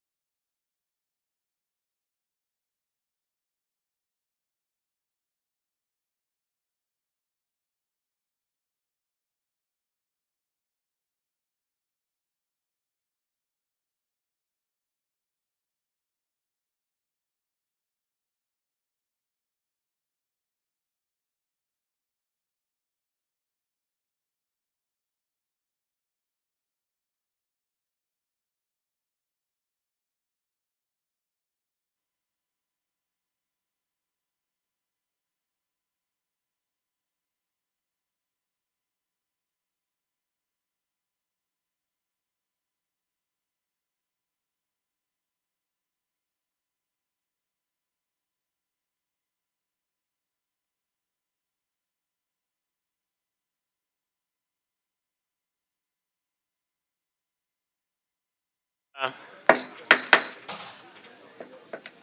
Time to reconvene in open session. While in an executive session, the board discussed the performance of the president, Dennis Shields. While in executive session, no motions were made nor were votes taken. Is there a motion to reconvene? So move. Motion is made by Vice Chair and seconded by Board Member Smith. Roll call. Mr. Myron K. Lawson. Yes. Dr. Ronnie Whitfield. Yes. Attorney Jody Amade. Ms. Zazelle Dudley.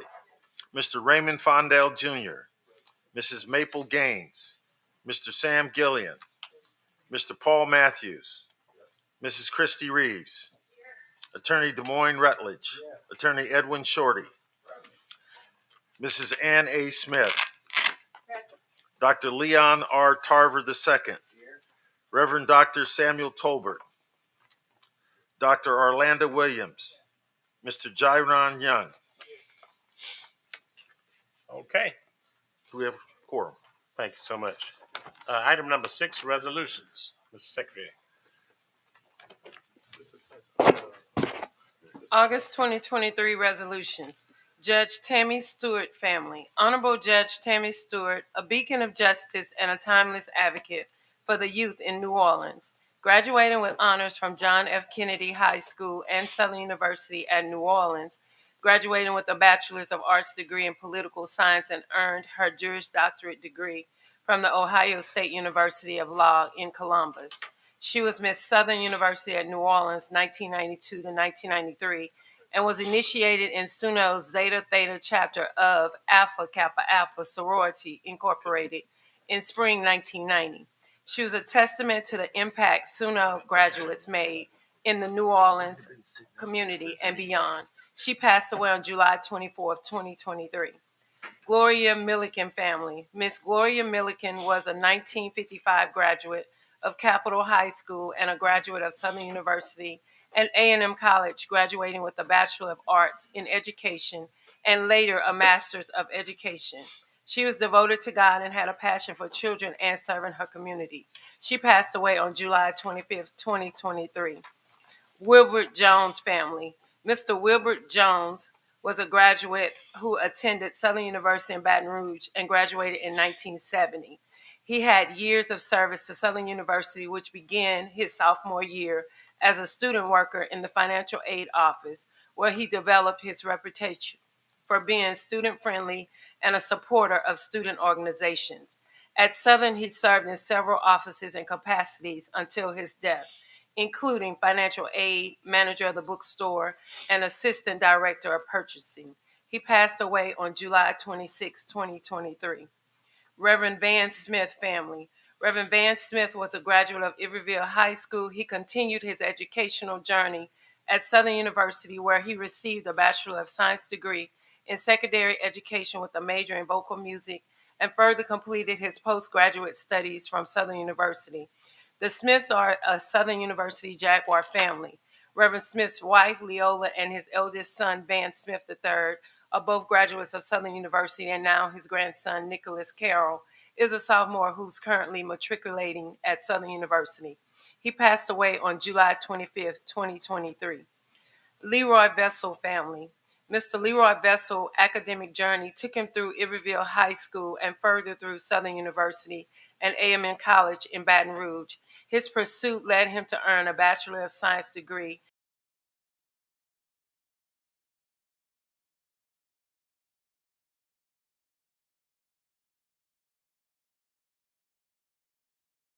for sports, particularly the University athletic program, with his children friends. He passed away on August 2nd, 2023. Dewan Jordan family. Mr. Dewan Jordan graduated from Central Memorial High School. Later, he went on to attain a Bachelor of Science in Mathematics from Southern University and A&M College in 1965. He later furthered his education at the University of Laverne in Laverne, California. He was involved in his community. He served in many organizations and various leadership roles, including some to name a few: Alpha Phi Alpha Fraternity, Southern University Hardwood Enrichment Club, Southern University Alumni Federation, and Southern University Alumni Home Chapter. He passed away on August 8, 2023. Herman Plunkett family.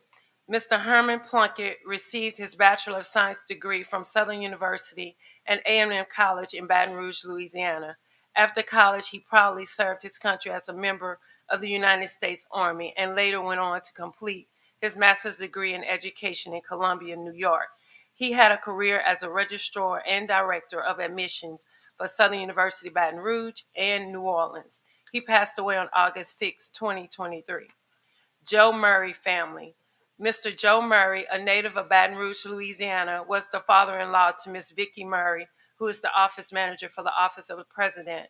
He passed away on August 7, 2023. Kenneth Murray family. Kenneth Murray is a native of Baton Rouge, Louisiana. He attended Capital Senior High and worked as an artist in the local community. He was the brother-in-law to Miss Vicki Murray. He passed away on August 4th, 2023. Attorney Jason Cantrell family. Attorney Jason Cantrell was born in New Orleans, Louisiana. He received his Juris Doctorate degree from Southern University Law Center in Baton Rouge. He was a prominent figure in both legal and civic life. He established himself as a respected lawyer and public defender, contributing significantly to the legal community of the city. He was married to Mayor Latoya Cantrell of New Orleans. He passed away on August 14, 2023. We have a commendation, Mr. Derek Johnson, who was here today, who was appointed as the president of Louisiana Municipal Association. One more condolence. Miss Reversia McClinton Johnson family. Miss Johnson, a 1969 graduate of Southern University and A&M College with a bachelor's degree in elementary education. Miss Johnson's lifelong dream and passion was to be an educator. She taught in the St. Charles Parish school system for nearly 30 years. She passed away on August 12, 2023. Mr. Chairman, this concludes our resolution. Okay, thank you. Mr. Chairman, I may have missed it. Was the name Chantel Smith on there? It was not. Okay, could you add Chantel Smith to the list? She passed away in San Antonio a week and a half ago, and she was a graduate of the law school in the city of Lake Charles. Thank you. Thank you. All right.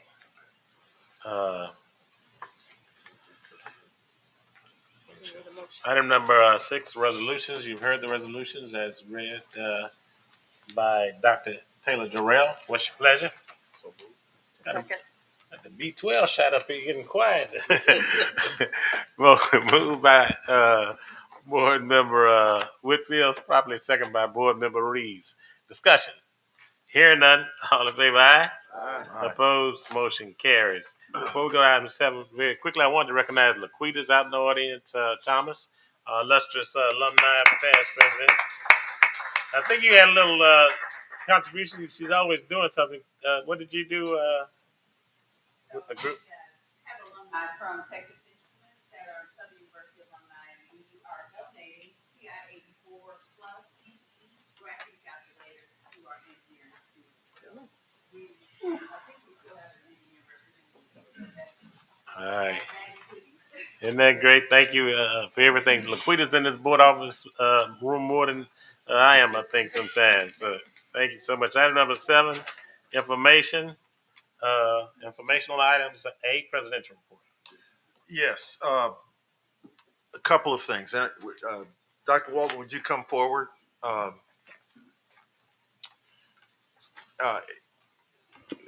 Unfortunately, we were prompted again earlier this week by about student mental health. Young lady on the Baton Rouge campus, and the chairman asked me to prompt all of our chancellors to articulate sort of what we have in place for student mental health, what we're planning to put in place, and the resources that are available. Dr. Walton is the Vice Chancellor for Student Affairs on the campus and well-versed, so I asked him to talk a little bit about what's happening here on the Baton Rouge campus. Good afternoon, Mr. President, Mr. Chair, Mr. Vice Chair, members of the board.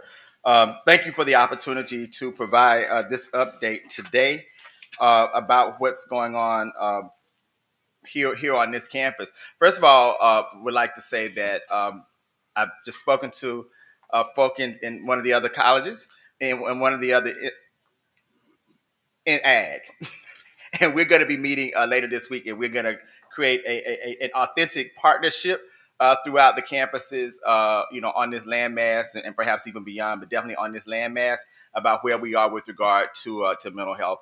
There's already a partnership that exists with the Law Center, and now the Ag School has a person there, and we're also going to be all coming together just as a cooperative on this campus to assure that we're working together. There are a number of resources that exist, and I do have a list of them that we can make available to everyone. But where we are now is, of course, Dr. Valerie Urban serves as our director of counseling center here on the campus. We recently hired 2 new counselors. So now we have a total of 5 full-time counselors plus the director, and then we have a search for an assistant director. So we have grown. We've pretty much doubled our capacity to serve our students in the counseling center. But one of the things that we realize is getting the word out. They're there, they're available, and they're seeing lots of students, and we have the numbers to indicate the large number of students that they see and the large number of appointments that they have. But what we're launching this year is an all-out public relations campaign. They started it last year. Their counseling is on Instagram. They're on Facebook and various other social media platforms. And I'll make sure that members of the board are able to get those platforms so that students are seeing, and they are getting hits. There are up to 700 people now following the Instagram page for a counseling center. So those of you who do the social media format, that's very good. But even next week, during Welcome Week, the counseling center will actually have a table in the student union, and we're going to do that at least monthly now. We realize one of the things that we have to do is get rid of the stigma attached to going to counseling and going to counseling centers. And so we're going to bring the counseling center to the folk, to our students, and put them in places where they'll be able to see the counseling center staff outside of that space.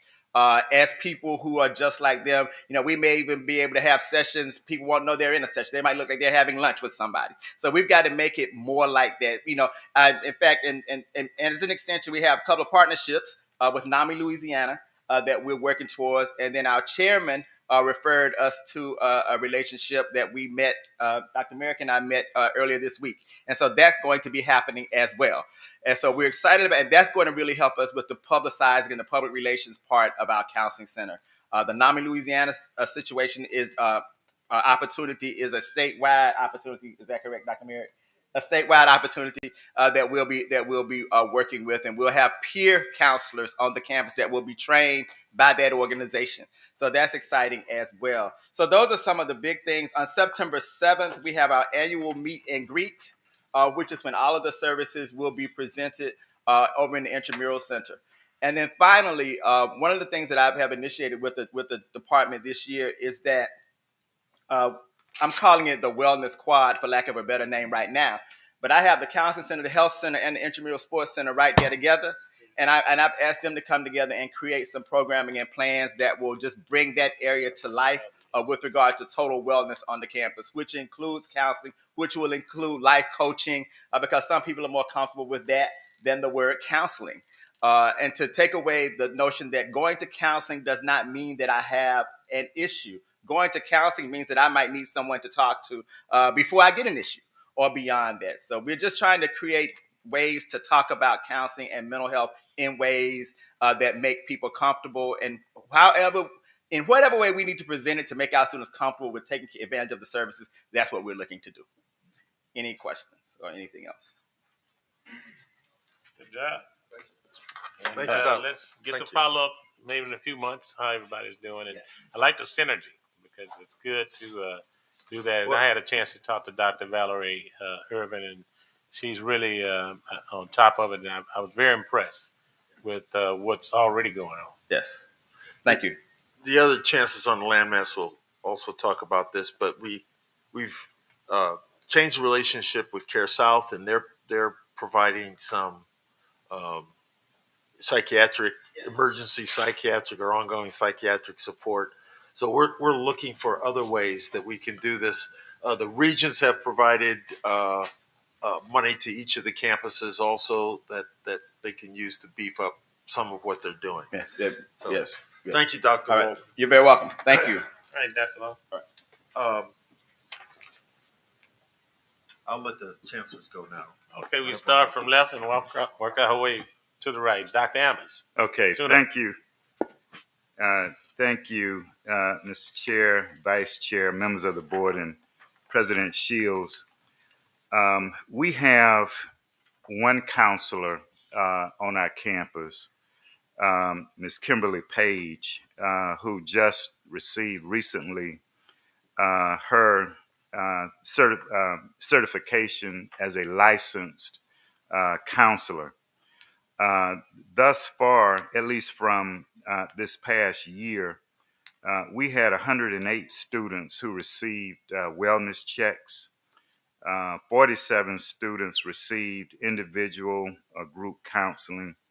We had 152 who attended mental health programming events or activities. We've also had faculty and staff who have utilized the counseling center. Now, we have, in addition to Ms. Page, some state-of-the-art equipment and software that we're using. So we have something called the Relax Wellness Pod, and it's designed to assist students, faculty, staff by who may be overstimulated by stress or other mental illnesses. And it consists of a built-in heated massage seat, 43-inch screen that contains wellness trainings, videos, and relaxing music. And then we're bringing in something called Shift Wave. This is the newest addition to the university. And Shift Wave is a portable, foldable, zero-gravity chair that delivers distinct and scientific vibrations for the purpose of neutralizing stress and reducing anxiety. That chair will be delivered next week. We also, Camps for that. all right. Okay, we'll let you know. Let me know. Okay, all right. The counseling department has also purchased Titanium, which is an automated software that will allow students to secure mental health appointments with the counselor virtually, receive reminders for their appointments via text, and have their personal information stored securely within the software's database. We also have a number of days, weeks, months, etc., that we recognize for wellness. So we have a list of activities starting this month. We have something called Meet the Counselor.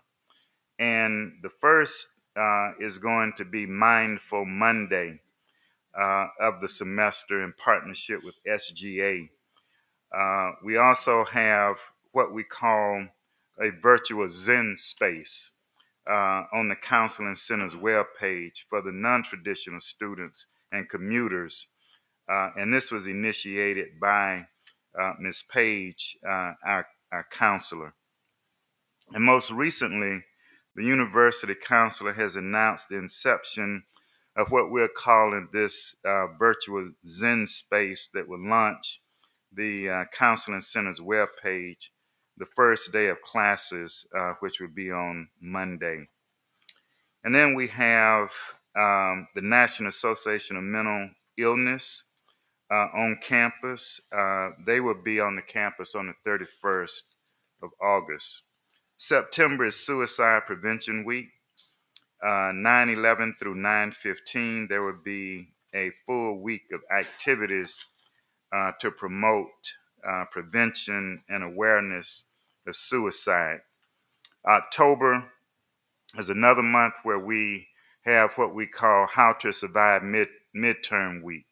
And this is where we will provide services to students to help them loosen up a little bit if they have test anxiety or higher stress levels. November is Final Survival Week. We have a set of activities, workshops as they head into final examinations. Now, we also have Oshner Health, who is running the university's health center, and they provide um, services to our students both in person and virtually. And so those are some of the things that we're doing on the campus in recognition that our students, as well as our faculty and staff, have needs that are associated with mental health.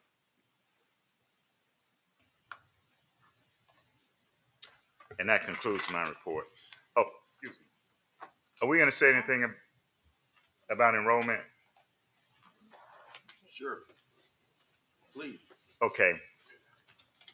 I am happy to report that as of yesterday, SUNO has an 8% increase in enrollment. We built our budget around 1,400 full-time students. Now, we're going to have dual enrollment students who will come in, and our goal was to get back to our pre-pandemic enrollment level, which was 2,300 students. As I said, the budget was built on 1,400 full-time students, and as of yesterday, we were at 1,342. We're 101 students above where we were this time last year, the Thursday before the beginning of classes. And this enrollment growth is being driven by new students in our graduate program. It's up by 8%, and also by transfer students. Transfer students are up by 7%. I have to also tell you that we have 99 students who enrolled in pre-nursing and 37 who have been admitted to the nursing program. To say that nursing made a difference in our enrollment is an understatement. And so we'll continue to monitor our enrollment. Of course, this is our preliminary. They haven't paid yet, but we're off to a good start. Thank you. Mr. Chancellor? Yeah, thank you. Board Member Fondell. Mr. Chancellor, could you tell us a little bit about your athletics? I think you may have mentioned your baseball program and what you have achieved in that so far this semester. Yes. So this semester, we'll have volleyball back on the campus. Volleyball season runs in conjunction with football season. So it'll be very soon that we'll have volleyball competition. We also will start baseball in the spring. And even though baseball is a spring sport, we have been able to attract about 40 students who want to join the baseball team. And so part of this enrollment growth is also driven by the fact that we have brought 2 additional sports back to the campus. All right, Thank you. Thank you. Okay. Dr. Gant Sussler. Thank you, Mr. Chairman. President Shields and honorable members of the board. Southern University at Shreveport has worked together to come up with a committee and plans for our wellness on our campus, wellness and mental health. We looked at 6 different components and focus areas. The first being awareness and education. We have regular meetings, schedule, and workshops for students as we focus on mental health and wellness that will take place on all of our campuses. Academic integration. We have a new faculty member who will be teaching student mental health in HBCUs, which will focus solely on students who are attending HBCUs. This course will be offered online. Currently, I understand we have about 21 students who are already enrolled in the course. And this course is designed to provide students with an in-depth understanding of mental health issues specifically related to students attending HBCUs. And it is a free course right now, the course is being offered online. the support services. We have a great software. It's called Together All. And so Together All is a software that's available to faculty, staff, and students. It's peer-to-peer mental health counseling and mental health support. Students can log on. No one actually knows a program that's anonymous, and when these students are logging on to take advantage of the service, as well as faculty and staff. We have wellness programs organized to serve our faculty, staff, and students holistically. We have not, like New Orleans, have gotten a chair that we've been able to order due to budgets, but we are working with agencies in our area to hope to bring those things to our campus during Wellness Week. We plan to try to get with different spas and health centers to bring some of those things to our campus so our students, faculty, and staff can take advantage of those things. We looked at personnel and support staff. Currently, we have a mental health and wellness counselor position posted at this time. We had someone, I think, was hired just a couple months ago, but changed his mind about the position. So we reposted that position. And as of yesterday, I think we had 4 applicants. So we will be working diligently to get someone on board in that position. Also, we have a few volunteers, individuals on the campus who volunteered to help us with hosting some of our workshops. We have faculty members, a few people on faculty, as well as a few staff members. A lot of collaboration is taking place with our partners. We have Willis Knight, and that's across the street, Willis Knight and David Rains. I met with Mr. Willie White, who's the executive director there, so we can build a partnerships. There's a full-time psychiatrist on staff at Willis Knight and David Rains, and basically has said to us that that individual will be on board to support our faculty, staff, and students. And so I'll continue to work with Mr. White to build that partnership, and it's possibly a MOU that's involved, but I'll be working with him to make sure that that's in place for our faculty, staff, and students. And lastly, we outreach and communication. We will be recognizing the national months for next month is September with this Suicide Awareness Month. And we have activities that are planned for suicide awareness. Our faculty and staff are participating in those things as well as our students. I think that's all as relates to the things that we have in place. I've talked to a few individuals as it relates to NABITA. We have it's a National Association of Behavior Intervention, and I understand that the system have a membership, but Southern University Shreveport has not taken advantage of it. But we do plan to do that in the very near future. It's actually a counseling system for faculty, staff, and students. And so we plan to do that and take advantage of creating wellness and care groups for our faculty, staff, and students. And I also want to mention next week is our Welcome Back Week for our students, and our students we have an individual that's working with students. They'll have a wellness workshop during their Welcome Back Week as well. And just a little bit about enrollment. Our enrollments are up as it relates to the number of individuals who have actually registered for class. We have 1,918 students who've registered, with approximately 500 students who paid their tuition and fees. And we're continuing to work to ensure that our pools are growing a little bit. We have phone calls, and phone-a-thon is what we're calling on campus, where they're calling these individuals who've shown interest but have not yet paid their tuition and fees. I think that's all I have to report on enrollment as well as wellness and what we're doing on our campus. Yes, Okay. sure. I saw board member Jaron Young, and then we'll entertain board member Tazelle Dudley. Adding on to what Dr. Gant was saying about the mental health and wellness, me and in cooperation with my administration with SGA, we have planned a mental awareness yard show and concert this upcoming week for our welcome week for students to get the hotlines and information about mental health and stuff like that. So we're with that being said, I got speakers coming out to speak to students and singers like to influence people to get better with their mental health and stuff like that. So as what Dr. Gant was saying. Thank you, Mr. Young. You own it. Board Member Zazelle Dudley. Okay. Good afternoon, Dr. Gant. Thank you for the update. And I will share with my colleagues and from some visitations with you over the last couple of months, as well as with Mr. Gillum and in his absence. You've done a yeoman's job. Thank you for your communications with us. We highly appreciate that. And the work that you've been doing, just coming in, just guns a-blazing, getting things done. And that's what we need. We've talked about accountability and leadership and aggressiveness, assertiveness, and you demonstrating all of that.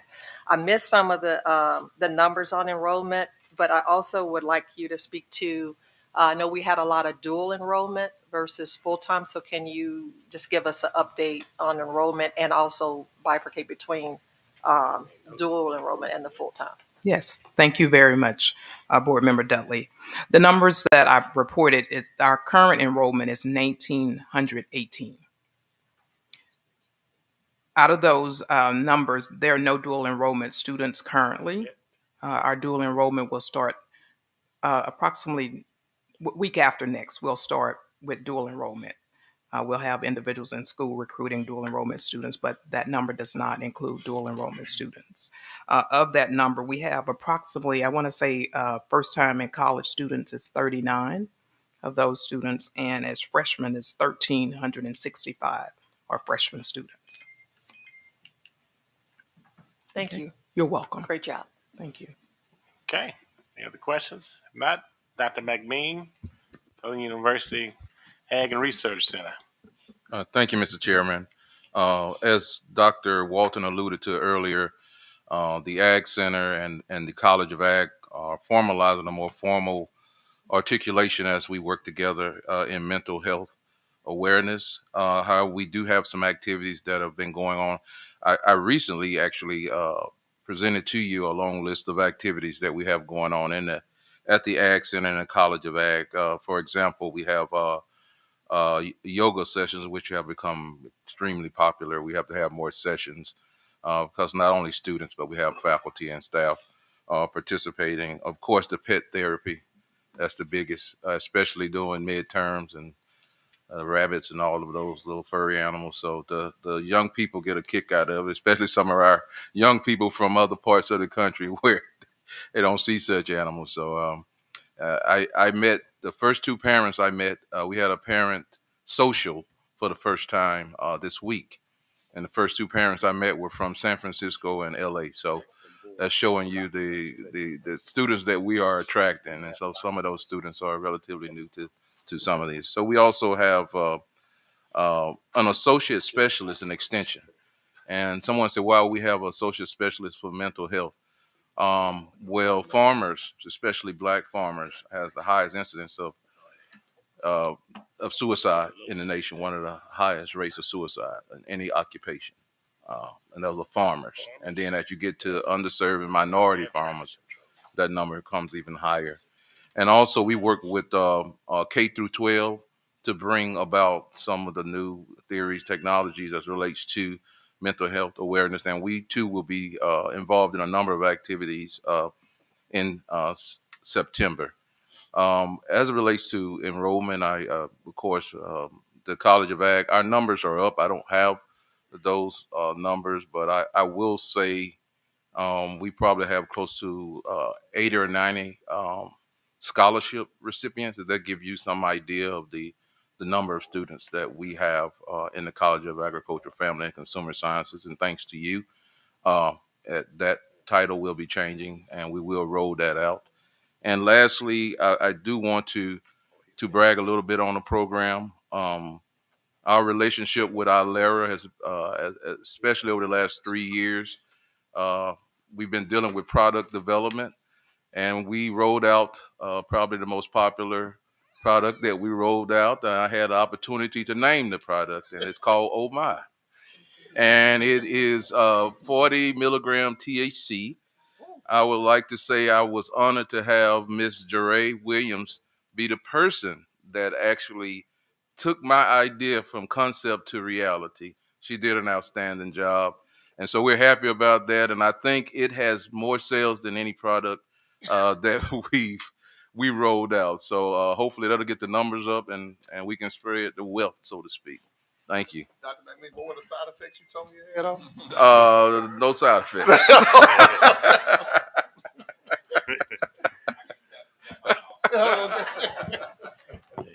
He smiled more than any other chancellor. I can tell you that a lot. That's right. He's a smiler. Look, just to look at him, he smiles. It makes you want to smile. All right, Chancellor.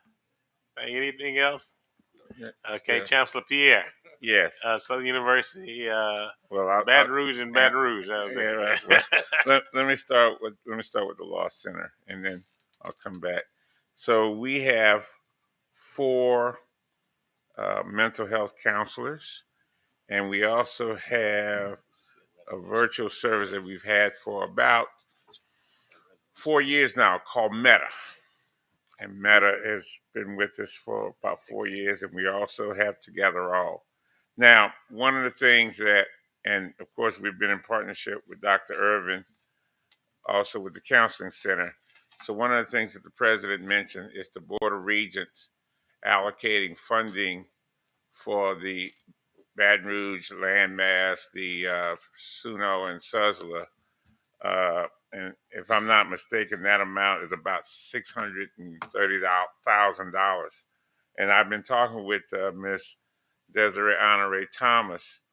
We actually are oversubscribed in terms of the people. We have less than 900 students now. It was beginning hard to justify having that many counselors for that level of student body. So I think the better thing would be to repurpose those people with the help of the Board of Regents funding to serve the whole landmass. And now in collaboration with the Ag Center, now we got the whole landmass being served by an umbrella group of folks with some additional funding from the Board of Regents. That it's just a better fit, because there have been times when things have happened on the Baton Rouge campus that our counselors have helped in those circumstances. But I think it's better to put it under one umbrella, and that way we have a comprehensive approach to the Baton Rouge landmass. So we're continuing those discussions and just trying to figure out how to do that. So we put them under one umbrella from that particular standpoint, and I think that will better serve the landmass. As far as the Law Center is concerned in terms of enrollment, we have 888 students. We have 753 that are paid, and we got about 125 more to go. So we got to keep working those numbers. On the students that are being counseled, we have 174 students that use Meta as of August 8th, 2023. So again, these students are using that virtual service. Then we have the in-person type service. So you heard from Dr. Walton with respect to the Baton Rouge campus in terms of the mental health services. Let's turn to the enrollment situation. So right now, we have 3,332 students that have actually paid. Okay? All right. Now we got to close the gap on those that are not paid. And so we're going to turn our attention, because it looks like we're going to have over 7,000 students. We have over 7,000 right now, and still counting, enrolled. But now we got to focus on those that are not paid. And so this week, we're going to turn our attention to getting those students paid, because that helps a lot. One of the things that we may have seen in the past is when we had the HERF money, and Mr. McClinton brought this out, students kind of played to the very end, and then we use HERF money to cover them not paying. We don't have that luxury. So now this is the time now, as I'm beginning to understand how this works, to now get those students paid. And I think we can do that with a very concentrated effort. I've been very fortunate to be able to get a strike team together to deal with that. And so all the things that we're doing in terms of, one, the one-stop type registration, enrollment, solving process is one thing. The other thing that we discovered was that the SAP appeals and the academic appeals weren't coordinated, so that students who did SAP appeals then learned they had to go do academic appeals, and the folks in academic appeals were saying, well, that date's closed, so we reopening everything. So, we literally have to deal with the standpoint that no child left behind, no student left behind. We're going to do everything possible to get the numbers up to where we need to be. So now we got to turn our attention this week to those students that have not paid and still bringing more students on from that standpoint. One of the things that I have heard, and I know the president has heard, is the housing issue. But we're finding that housing, while it's not ideal, it's not really the major problem for students coming. It's the other things that we got to focus on. So we'll continue to work on that. And, the goal now is to get students paid. Pay. That's it. And I think that will help solidify the budget situation so that we can have different kinds of discussions related to the Baton Rouge campus, which has to be driven by the budget. I mean, I know yesterday there was a full budget committee hearing, and I don't know exactly what was said, but I suspect that there were points of concern, and that's where we're going to turn our attention to. Chancellor Pierre? Yes. You should be assured that at the budget hearing yesterday's, we blamed you for everything. Absolutely. You've been finding loose change to make ends meet for a long time, so time to find a little loose change. Let me just say, in front of this board, very simply, thank you, Chancellor Pierre. Thank you, sir. It's been he's been a very unselfish person to dedicate his time, as other chancellors do, and I'm quite frankly impressed with the team we have here. But it shows with a little bit more attention when you give it to the Baton Rouge campus. I hadn't seen along the lines, as I mentioned, and the only thing I want to ask as we conclude: do we have a way to let the students know that have not paid the options to paying? Does that go out in text form to them? Well, I know that they have used it in that form, but here's at least what I'm learning. The students don't read emails, and they don't necessarily respond to text messages. Okay, so my goal is we're going to pick up the phone, we're going to call people. Okay, we're going to use, and I've said this loosely, we have a virtual call center, and it's a loose kind of thing where we just do it. So now we're going to try to apply that from the Law Center's perspective and do it on the Baton Rouge campus. There was a discussion, and President Shields and I had, in fact, we had a young lady from the Atlanta chapter who came yesterday and got some materials. And now we're going to figure out a way to loop in the chapters, even with respect to dealing with phone calls. We use something at the Law Center called Ring Central. And Ring Central will dial out calls to any number of locations, and nobody knows who's answering the phone and where they are, and they can answer the phone. So that's another thing we're going to try. We think there's some capability within Cisco Banner combination. We think we know for a fact Ring Central works.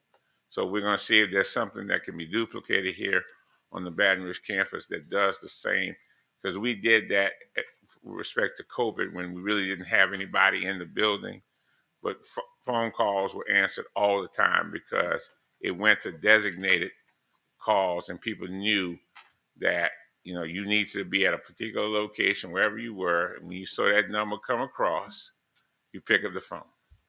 It's good. Board Member Dudley. Chancellor, what's the status on, as regards to registration, housing, dormitory availability? Can you speak to that? Well, officially, I've been told, and this is something I'm learning. So that's just officially, I've been told that there really is no more housing. But the thing that I think I've learned is that some students who maybe have signed up for housing will not actually qualify to be returning. So there's a waiting list, and those things get filled. Dr. Walton and I were talking about a process where we had some relationships with some off-campus locations, and then thinking about a shuttle service from the Baton Rouge campus to those places. Now, it can be achieved through one of several ways. With the Capital Area Transportation System, CATS, if we have enough riders, they will provide it to us at no cost, because there's some federal dollars for that. The other possibility is looking at acquisition of some shuttle vans, and that's something Dr. Walton is going to present to me next week to see what we could do, because we ran a similar operation from the Law Center for our pre-law program, and we ran shuttles from downtown and across town to the Law Center. It wasn't the same amount of numbers, but the point is, if you got a process that at least you can start looking at, then we can close the delta on what becomes a problem and turn that into an asset. Thank you. Okay. Item number 8. Is there any other business that needs to come before the Southern University Board of Supervisors today? Hearing none, I'll entertain a motion for item number 9. No seconds needed. Consider. Have a good day.